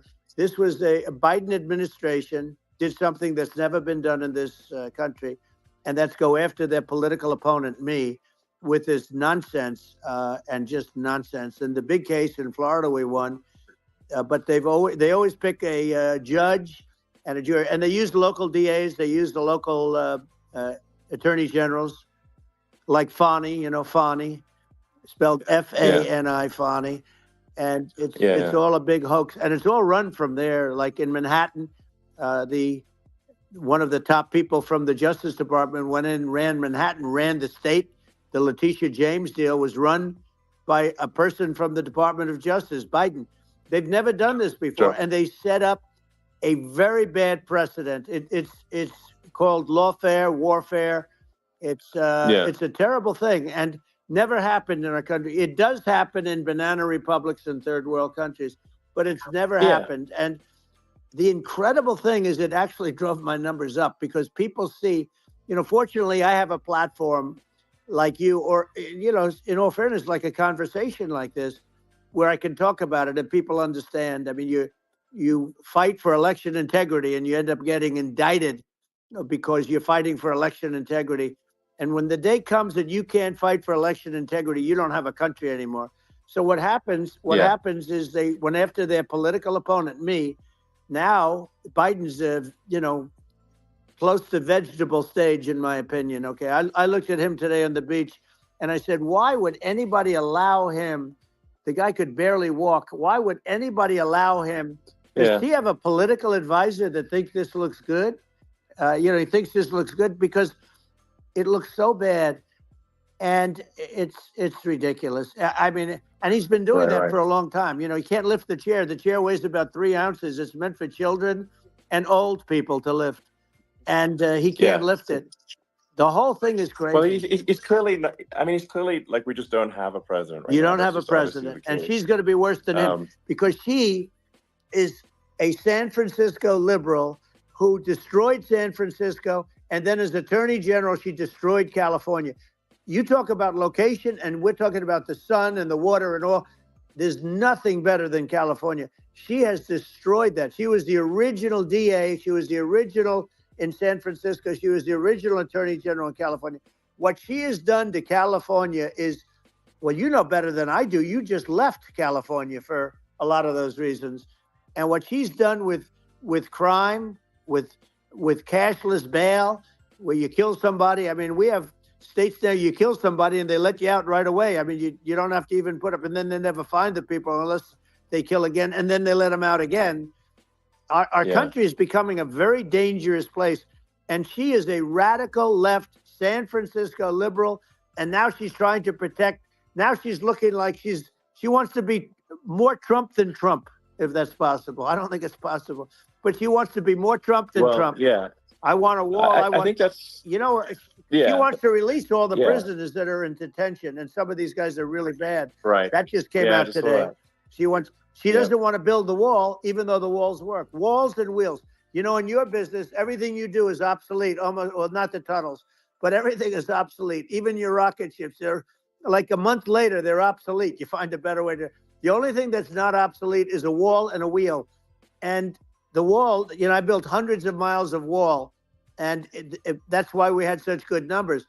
I was going to add 200 miles. We bought it. We could have flipped it up in 3 weeks, and they sold it for 5 cents on the dollar.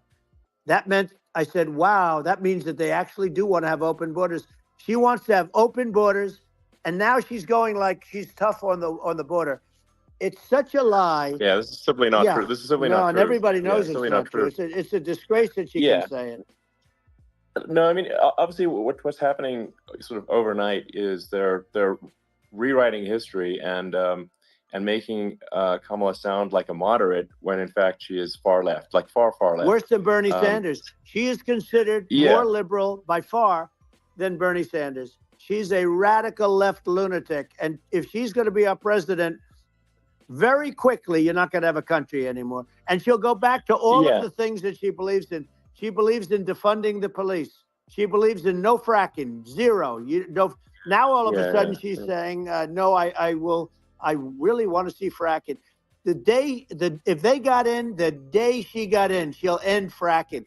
And by the way, if people didn't think that, the lunatics that really believe in that, they won't vote for her. You know, like the Palestinians and Israel. She is so anti-Israel, and she's bad for both. Biden actually did something that was impossible. Both sides hate him, you know, both sides. That was a hard thing to do, unification. Yeah, no. I mean, Netanyahu came to give a talk to a joint Senate and House sitting, and I was there, and Kamala stood him up. You know, what does that say? I think it's highly disrespectful. And I say, if you're a Jewish person or if you believe in Israel, if you're a person that, you know, is a very pro-Israel, if you vote for her, it's worse than Biden. And Biden was bad. But if you vote for her, you ought to have your head examined. And you see tonight, I mean, as we're doing this, I'm seeing reports coming that they expect an attack tonight or tomorrow from hundreds and maybe thousands of rockets. You know, their Iron Dome, as they call it, as we all call it, but their shield that they build, that can be swamped. We'll use the term that's appropriate, swamped. But they swamp it by shooting enough missiles. You know this better than anybody. By shooting enough missiles, they can't defend themselves. You know, they just obliterate the whole place. And that's what some people think they're looking to do. And we have no leadership. There's no respect for the United States of America with these people. And I'm telling you, she'll be worse than him because she's a believer in being radical left, and he wasn't. I think you're right. I mean, you really, it's important for the public that may be listening to this to look at Kamala's track record, you know, before the last month, and say, is that a track record you agree with? And I think if you're an independent moderate, you definitely would not agree with it, because it is her behavior has been far left, and we're seeing just an overnight propaganda attempt to rewrite history and make it sound like Kamala's moderate when she in fact is not moderate. Well, her running mate approved, signed into legislation, tampons in boys' bathrooms. Okay, now that's all I have to hear.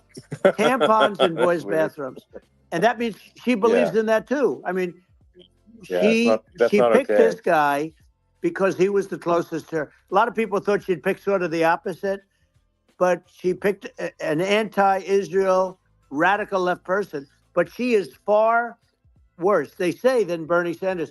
If we have her as a president, if we have a Democrat at this moment as the president, I don't think our country can survive.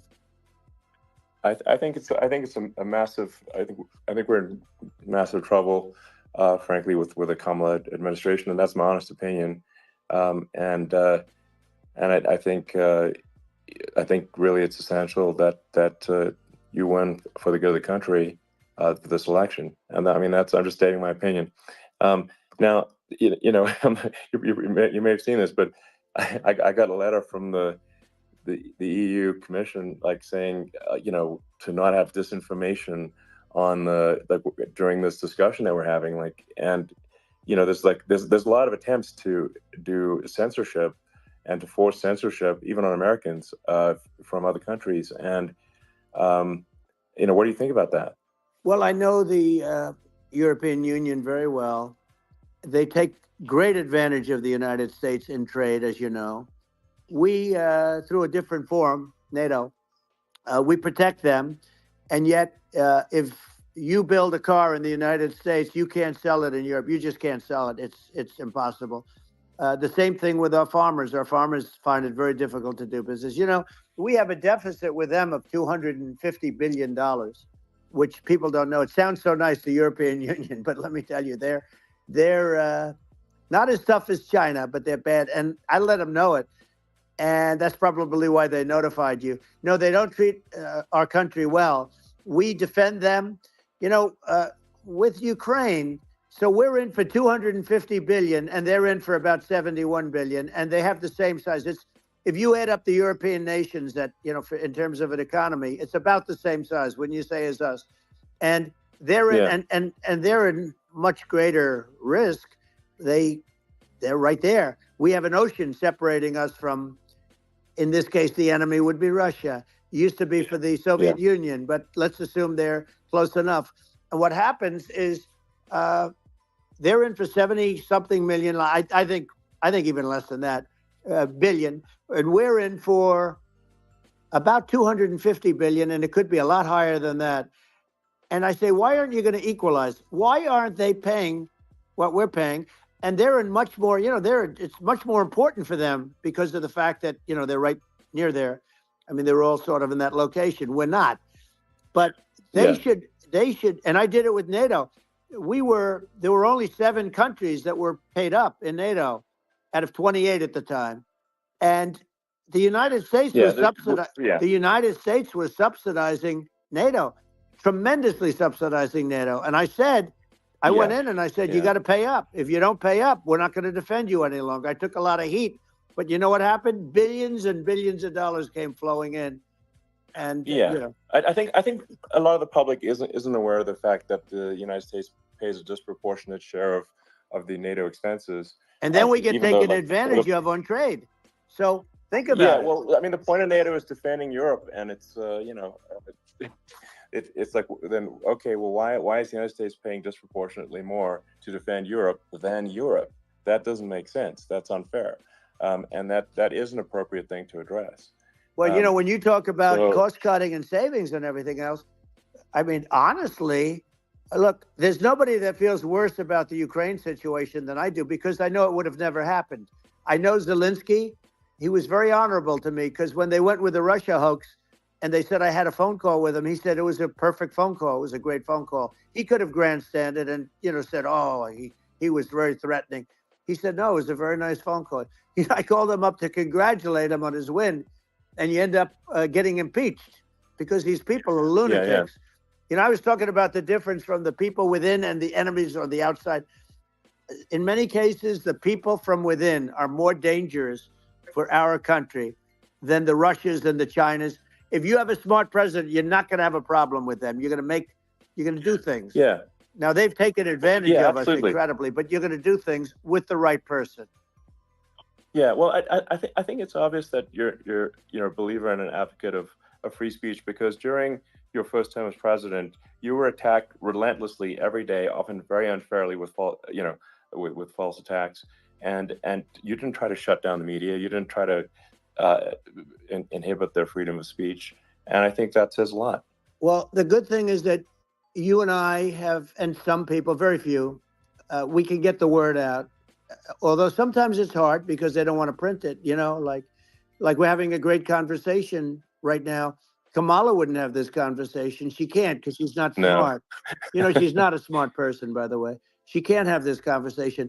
And Biden, we don't even have to talk about it. I mean, he couldn't have this conversation. He would have given up on the first half of a question. He would have walked out. He would have said, where am I? Where am I going?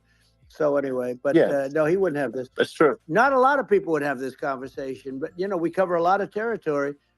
But the beauty is that we can have a conversation. And Yes, you I'm can actually able have a to get it out conversation. without, because I get treated This is unfairly by the really press. big point. You can actually have a conversation with you. Yeah, it's nice, isn't it? And you can't have a conversation with Biden or Kamala. It's like it's not possible. That's This is like talking to an NPC. No. So it's just impossible. Well, but think of it. We need a man or person who's unbelievably sharp in order to stop all the nuclear danger and all the dangers that I'm talking about.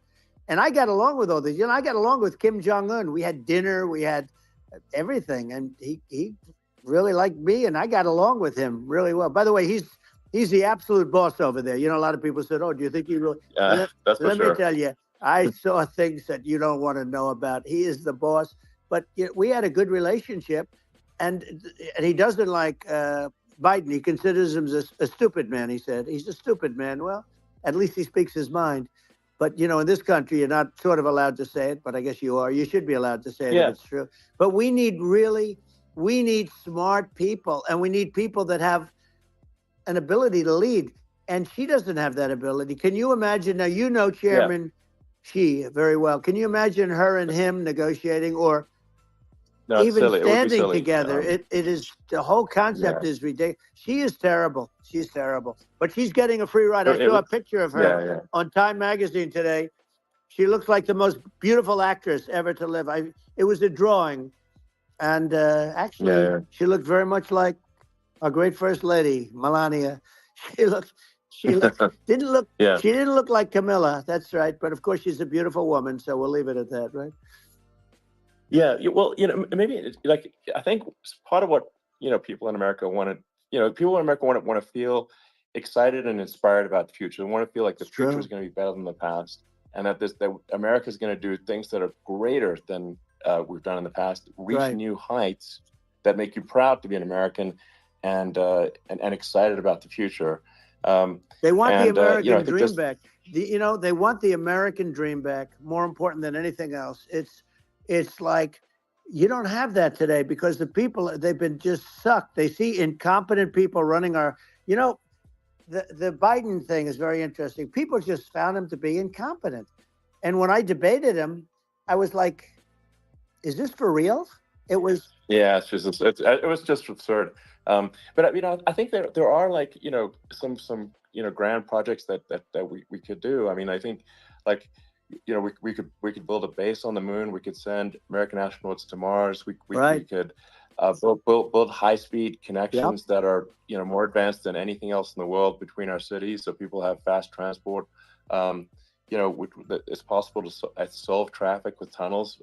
We've already made great progress in Vegas doing that, and and just do things that are exciting and inspiring and make the future feel like it's better than the past. Well, I saw what you did in Vegas, and I'll tell you, it was amazing. I got to see.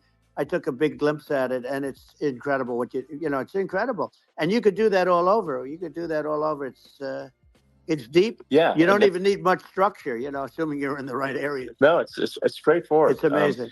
So like I think we could do some things that like China's got incredible high-speed rail between its cities, but I think it's actually possible with tunnels if with deregulation, with an ability to actually, where it's like legal to actually do the tunnels. Then you could have high-speed tunnels that are actually better than anything else in the world for high-speed transport between cities, and that would be something that Americans can say, wow, okay, we've got something that's cooler than anyone else in the world. That's the kind of thing that makes you proud to be an American. And much safer than surface trains, where there is a danger there, with crazy people. It's much safer, much better. And, it's sad because I've seen some of the greatest trains. I find it fascinating. And I've seen the systems and how they work, and the bullet trains, they call them, I guess. And they go unbelievably fast, unbelievably comfortable, with no problems. And we don't have anything like that in this country, not even close. And it doesn't make sense that we don't. Doesn't make sense. Yeah, and I think also like there's, I'm kind of hopping on the excess regulation, but I think something that I think people can generally understand is that what happens with laws and regulations is that there's more and more of them every year, and unless there's a process to clean them up, eventually everything becomes illegal, and that actually it slows down the development of new technologies, I mean, if you take the sort of, like, I think there's room for some reform at the FDA for improving the speed with which we approve drugs that could help save lives and improve people's lives. And I worked very hard on that. We got that down to the lowest number ever, and we got therapeutics approved in the FDA that people can't even believe the speed. But I took them on. I don't think they like me too much, but I got things approved in the FDA at numbers that they wouldn't believe. And it's a very bureaucratic group. Actually, it's a fine group of people in many cases. I got to know a lot of them, but I was pushing them really hard for Regeneron, for so many different things that were really pretty amazing. But the FDA takes too long. It's 12 years to get a product approved. I got it down to 4, and I got some things done very quickly. But it's really something that is going to have to be worked on because it takes too long. Just takes too long. Yeah, it just takes too long, and it's you end up in the same with the approval, but it just it takes years instead of something that I think could potentially take months, and that improves people's lives. Yeah. I think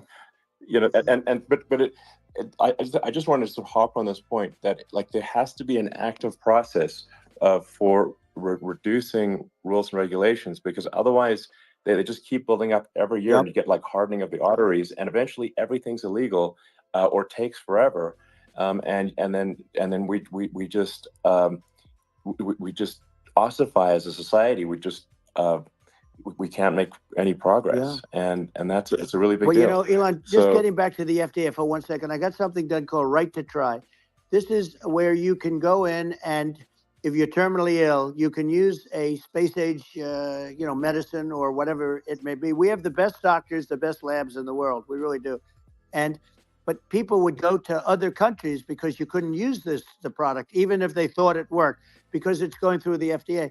I got it approved where you can, you basically, look, nobody wanted, the doctors didn't want it because of the liability. The country didn't want it, our country, because they didn't want to get sued.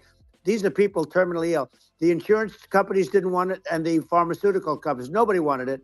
I got everybody into a room, and we came up with an agreement that you won't get sued.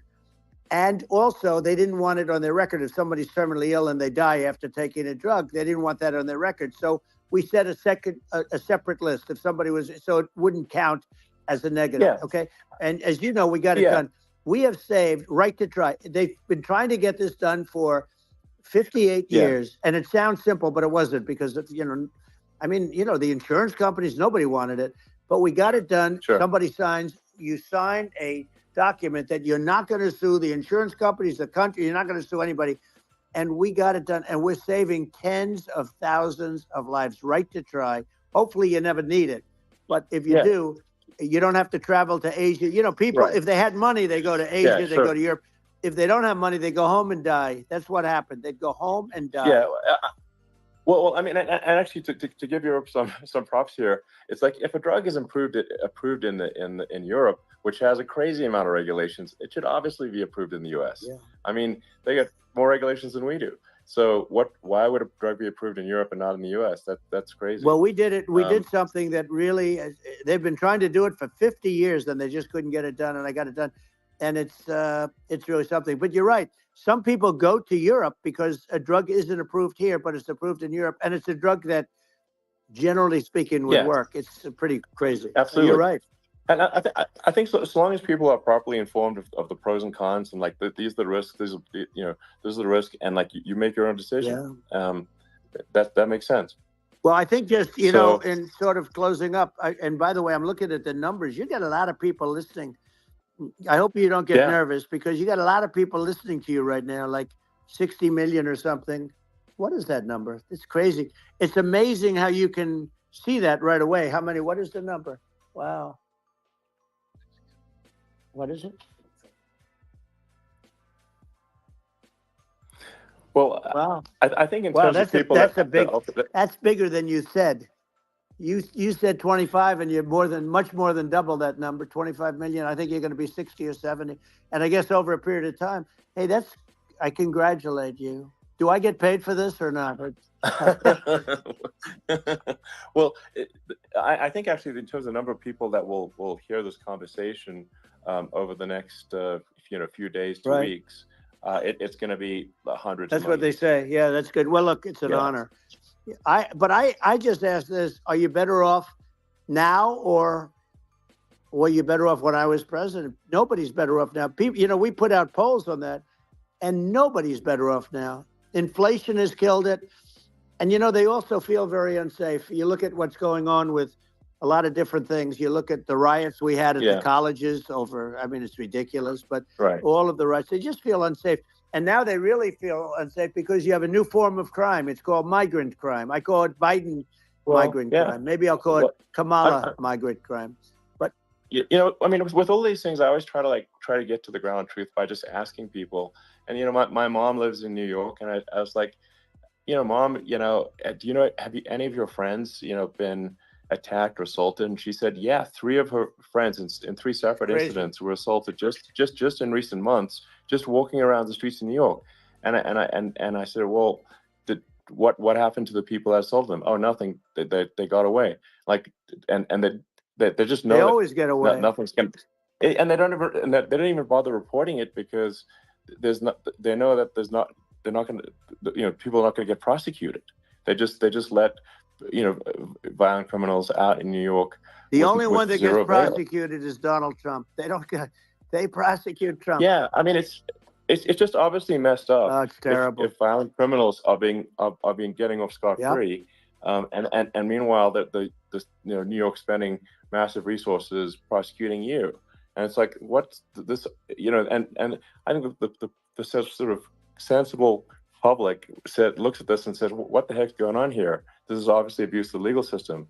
The legal system is supposed to be protecting the public from violent criminals, and it should be obviously allowing the public to make their own decision about who should be president, as opposed to some legal case. Once they start this precedent, because this can go on with the next one. This is a very bad precedent what they're doing in terms of going after their political opponent, and that's all it is. It's going after their political opponent, and then you get a judge who's a strong Democrat, and I'm being nice when I say that. In many cases, crooked as hell. But you get a judge, and you go into an area where a Republican gets 3 or 4% of the vote, and you'll have a jury pool with people that hate Republicans or hate. It could also be the other way, though, because it could start the other way in areas where they hate Democrats, and you get into a Pandora's box. It's a very dangerous thing for this country, and a very dangerous thing even for the state. New York City is losing. New York City and state lose a lot of business over what they did to me, because these people say, we don't want that to happen to us. That's no justice system. You have an unfair system of justice, and it's costing New York State a tremendous amount of money. People are leaving and companies are leaving, and they won't come back. So, all of that stuff is important. But the economy now is the big thing, and we can turn that economy up so fast, and people are going to be back again. We're going to get rid of inflation. I think there's a lot of opportunity. Right. Absolutely. So, and I just want to congratulate you. You've done an amazing job. You have definitely got a fertile mind. We can talk. You and I can talk about rockets. It's kind of you to say. Thank you. Tunnels. We can talk about tunnels and rockets and electric cars. So many things. And now you're into the AI, and that's going to be another beauty, I'll say. So it's an amazing thing you've done, Elon. It's an amazing thing, and I congratulate you. Thank you. And I just say here, here's to an exciting, inspiring future that people can look forward to and be optimistic and excited about what happens next. And that's the kind of future that I think you will bring as president, and that's why I endorse you. Well, I appreciate that. That endorsement meant a lot to me. Not all endorsements mean that much, to be honest. Your endorsement meant a lot. And, we have a phrase, make America great again. It's pretty simple, but it really says that we want to make America great again. And we can do it. We can do it now. But if we were going to suffer another 4 years like we suffered for the last 4 years, I'm not sure the country can ever come back. That's how bad it is. It's so bad. We have to do a lot of things. I think that's a very real risk. Yeah, it's a big risk. It's a very real risk. Yep. And it's, I'd just like to note to people listening, like I've not been very political before. And if you look at my record, I've actually been, I'm not like, some they try to paint me as like a far right guy, which is absurd, because I'm like making electric vehicles and solar and batteries, helping with the environment, and and I actually I supported Obama. I stood in line for 6 hours to shake Obama's hand when he was running, and so it's not like I'm like some sort of dyed-in-the-wool long-term Republican. I'd call myself, historically a moderate Democrat, but now I feel like we're really at a critical juncture for the country, and I think a lot of people thought the Biden administration would be a moderate administration, but it's not, and obviously, we're just going to see an even further left administration with Kamala. That's my honest opinion. I mean, her dad is literally. She was brought up as an actual. Her dad is a Marxist economist. You can Google it. I mean, it's not a. We're not making this up. That's how she was brought up. So, and we want to have a future that is prosperous. And I think we're just at this critical juncture, and I think this is a case of the America is kind of at a fork in the road, and Sure. And I think it will take the path to, like, you are the path to prosperity, and I think Kamala is the opposite. Then that's my honest opinion. I'm gonna get attacked like crazy, and I've also experienced quite a bit of lawfare myself, but I'm just trying to tell people my honest opinion, and I haven't been really active in politics before, and I'm just trying to point out that my track record historically has been moderate, if not moderate, slightly left, and so this is to people out there who are in the moderate camp to say, I think you should support Donald Trump for president, and I think it's actually a very important junction in the road, and we're in deep trouble if it goes the other way. Well, I want to thank you, and I actually always did think of you as somewhat left. I must say that. So it's even more of an honor to have your endorsement. I know how strong you feel about it. But, when you think of her, San Francisco, 15 years ago, I had a great friend, Bob Tish. He said it's the greatest city in America. And now it's almost not livable there. And California, likewise. And she was involved in the destruction of San Francisco and the destruction of California. And she will be involved in the destruction of our country if people are so unwise as to elect her. And I hope that doesn't happen. And I hope the elections are going to be run honestly. And we're going to turn this country around. We're going to do things and we can do it fairly quickly. And we have to get rid of the criminals that have been, given to us by other countries as they laugh. They laugh at us. They think we're stupid to accept these people. These are radical, stone cold killers in many cases, and terrorists. And they're in our country by the hundreds of thousands. Yeah. And we have to take them out. Yeah, I mean, if I could summarize it, perhaps, I think these are issues that I think most people in America would agree with, which is that we want safe and clean cities, we want secure borders, we want sensible government spending, we want to restore both the perception and reality of respect in the judicial system, just stop the lawfare, and I think that's like, and how are those even right-wing positions? I think those are that's just common sense, and that's I mean, would you agree with that? 100%. I don't understand, the whole, they call it progressive. They don't like the word liberal anymore, but call it liberal or progressive. I don't understand how somebody could say that it's okay for them to empty prisons into our country. And again, I told you, their crime rates all over the world are going way down, which makes sense. In fact, the next time what we'll do is, if something happens with this election, which would be a horror show, we'll meet the next time in Venezuela, because it'll be a far safer place to meet than our country. Okay, so you and I will go, and we'll have a meeting and dinner in Venezuela, because that's what's happening. Their crime rate's coming down and our crime rate's going through the roof. And it's so simple. And you haven't seen anything yet, because these people have come into our country and they're just getting acclimated. And they don't know about being politically correct law enforcement or lack of law enforcement. And our police, I have to just end with this. We have great police. We have great law enforcement, but they're not allowed to do their job. They have to be able to do their job without being destroyed. Well, absolutely. And it's obviously demoralizing if you're a police officer risking your life to arrest violent criminals who could kill you and do kill you sometimes. and then you arrest the violent criminal, and then the DA, doesn't prosecute and just let the guy out. Right. Well, then, like, why should a police officer risk their life to arrest a violent felon? Well, even worse, if Elon, nothing's going to happen. Even worse, they prosecute the police officer. They go after it and they prosecute the police officer, and they take away his pension. They take away his job. He loses his family. He loses his house. Well, I thought it was very telling, like incredibly telling, that when there was that case where sort of a gang of thugs beat up police officers. I think it was in Times Square in New York, and then nothing happened to those guys. They were let out, zero bail, and I think a bunch of them were given free tickets to California. Well, what is I mean, that is a gross indignity against the United States, and that's how, I mean, this is insane. Like, have we lost all pride? How can such a thing be allowed to occur? I've never seen anything. We see where they get shot. It's a very dangerous profession, but it's something they're very proud of, and they want to be able to do their job. But I've seen them get shot. I've seen a lot of things, but I've never seen where these guys are standing in the middle of a big street, everybody watching them, and they're literally boxing, like punching, stand-up fighting a police officer. There were two of them, and you had about 60 of these guys, and they're punching the hell out of them. And in their own country, they would be dead if they did that. They'd be shot. Yes. They would be shot instantly. And, they come from these countries, and it's taking them a while to realize that we don't do that in this country.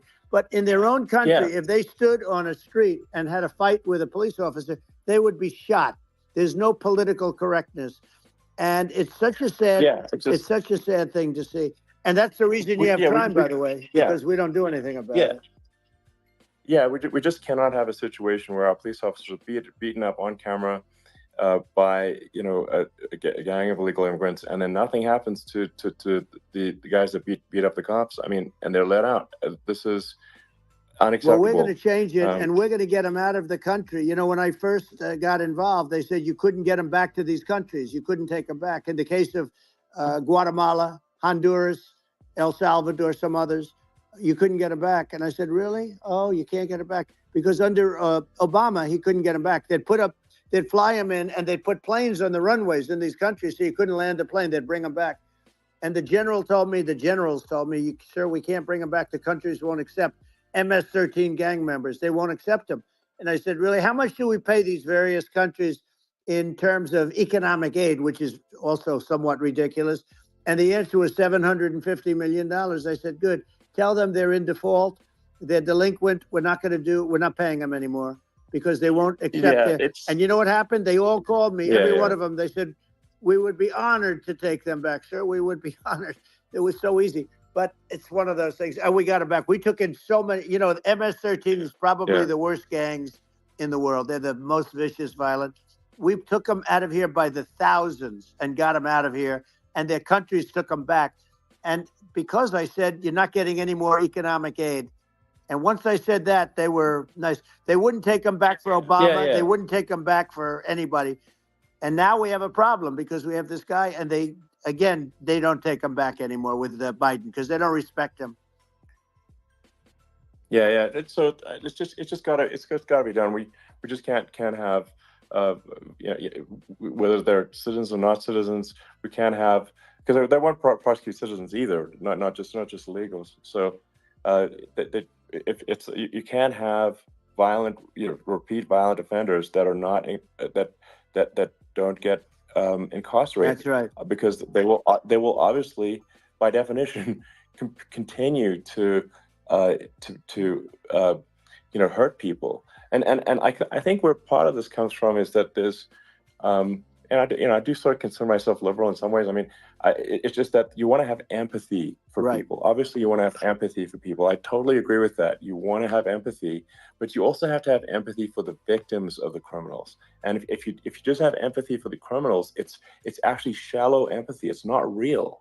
You're not thinking. You're one layer deep empathy. You got to say, like, what if you don't incarcerate this person? Who are they going to hurt? They might kill someone, they might rape someone. If you don't incarcerate them, you have to have empathy for the victims. And there's a lack of empathy for the victims of the criminals, and too much empathy for the criminals. It doesn't make sense. That's why you want to have deep empathy for society as a whole, not shallow empathy for criminals. Right. And we have to give our police officers the dignity and the respect that they deserve. And we have to let them do their job. They can do a great job, but we have to let them do their job. And if we don't do that, it's going to all disappear. There's never been a society like this where you're allowed to do anything you want and nothing happens. And I'm talking about violent crime. And it's going to get more violent because these are really, really violent people. And we're going to get them out of our country, and we're going to get them back to because they were sent here by the presidents and by the various people that run those countries. And I know every one of those guys. And they're smart people, and they're streetwise people. And they really think that the USA is stupid. They think we're run by stupid people, and they happen to be right. But when I was there, we had no problem. We got them out. We took out thousands of MS-13 gang members. We brought them back. And now, again, it's the same old story. We don't do it.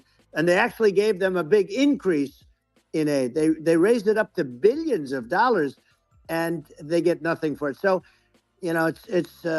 I hope everybody's going to vote for Trump, and we're going to get this country straight. Yeah. And I didn't need this. I'm like you. I didn't need this. I had a very nice life. I didn't need to go through court systems and go through all the other stuff and run at the same time. I have to run.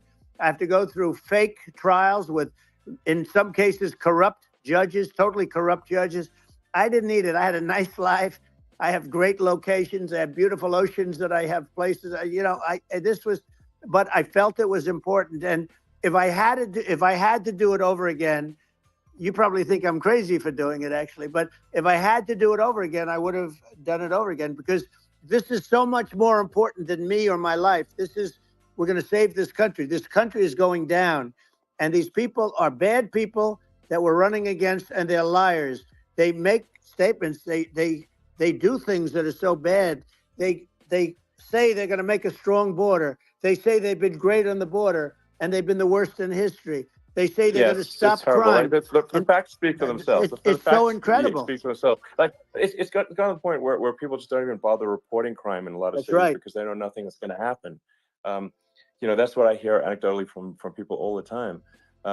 So it's just my values. I'm just saying to people out there, like the things I think are important for the future is, like, we've got to have safe cities, we've got to have secure borders, we've got to have sensible spending, and we've got to have deregulation, and so we can have a prosperous future. And then we want to have some exciting, sort of moonshot projects that people can get fired up about, and that's the future I'm looking for. And I'm pro-environment, but I'm not against. I'm not like, I don't think we should vilify the oil and gas industry, because they're keeping civilization going right now, and but I do think we want to move a reasonable speed towards a sustainable energy economy. Those are my values, and I think and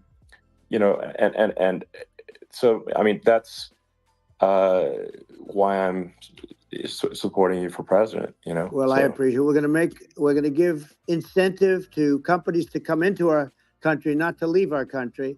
We're going to be giving tremendous incentives. We want companies to build here, not to build in other locations. And we want to create jobs. And again, it's about the American dream. You don't hear about the American dream anymore, Elon. You're the American dream in the truest sense, but you don't hear about the American dream anymore. And you're going to hear about it. People, they need that incentive to go out and do it. And they're going to love their lives. I mean, they're going to look forward to getting up in the morning and going to a job that they love, not a job that they can't stand, or not any job at all, where they have no money, where they literally have no money, and then they end up with violence and lots of other problems. No, we're going to do some great things. And I learned a lot in the first. We had a great economy and all of that. We rebuilt the military. We did so much, but I also learned the best people. I learned the good people, the smart people, the dumb people, the people that can do things. The people, you learn. When I first came in, I tell people I was in Washington, D.C. only 17 times, according to the fake news media. I was in 17 times. I never stayed over. And you don't know people. You rely on other people to give you names, and then you realize the people you relied on weren't so good. Now, we had great people, but we also had some where I wouldn't have used them had I known. Now I know everybody.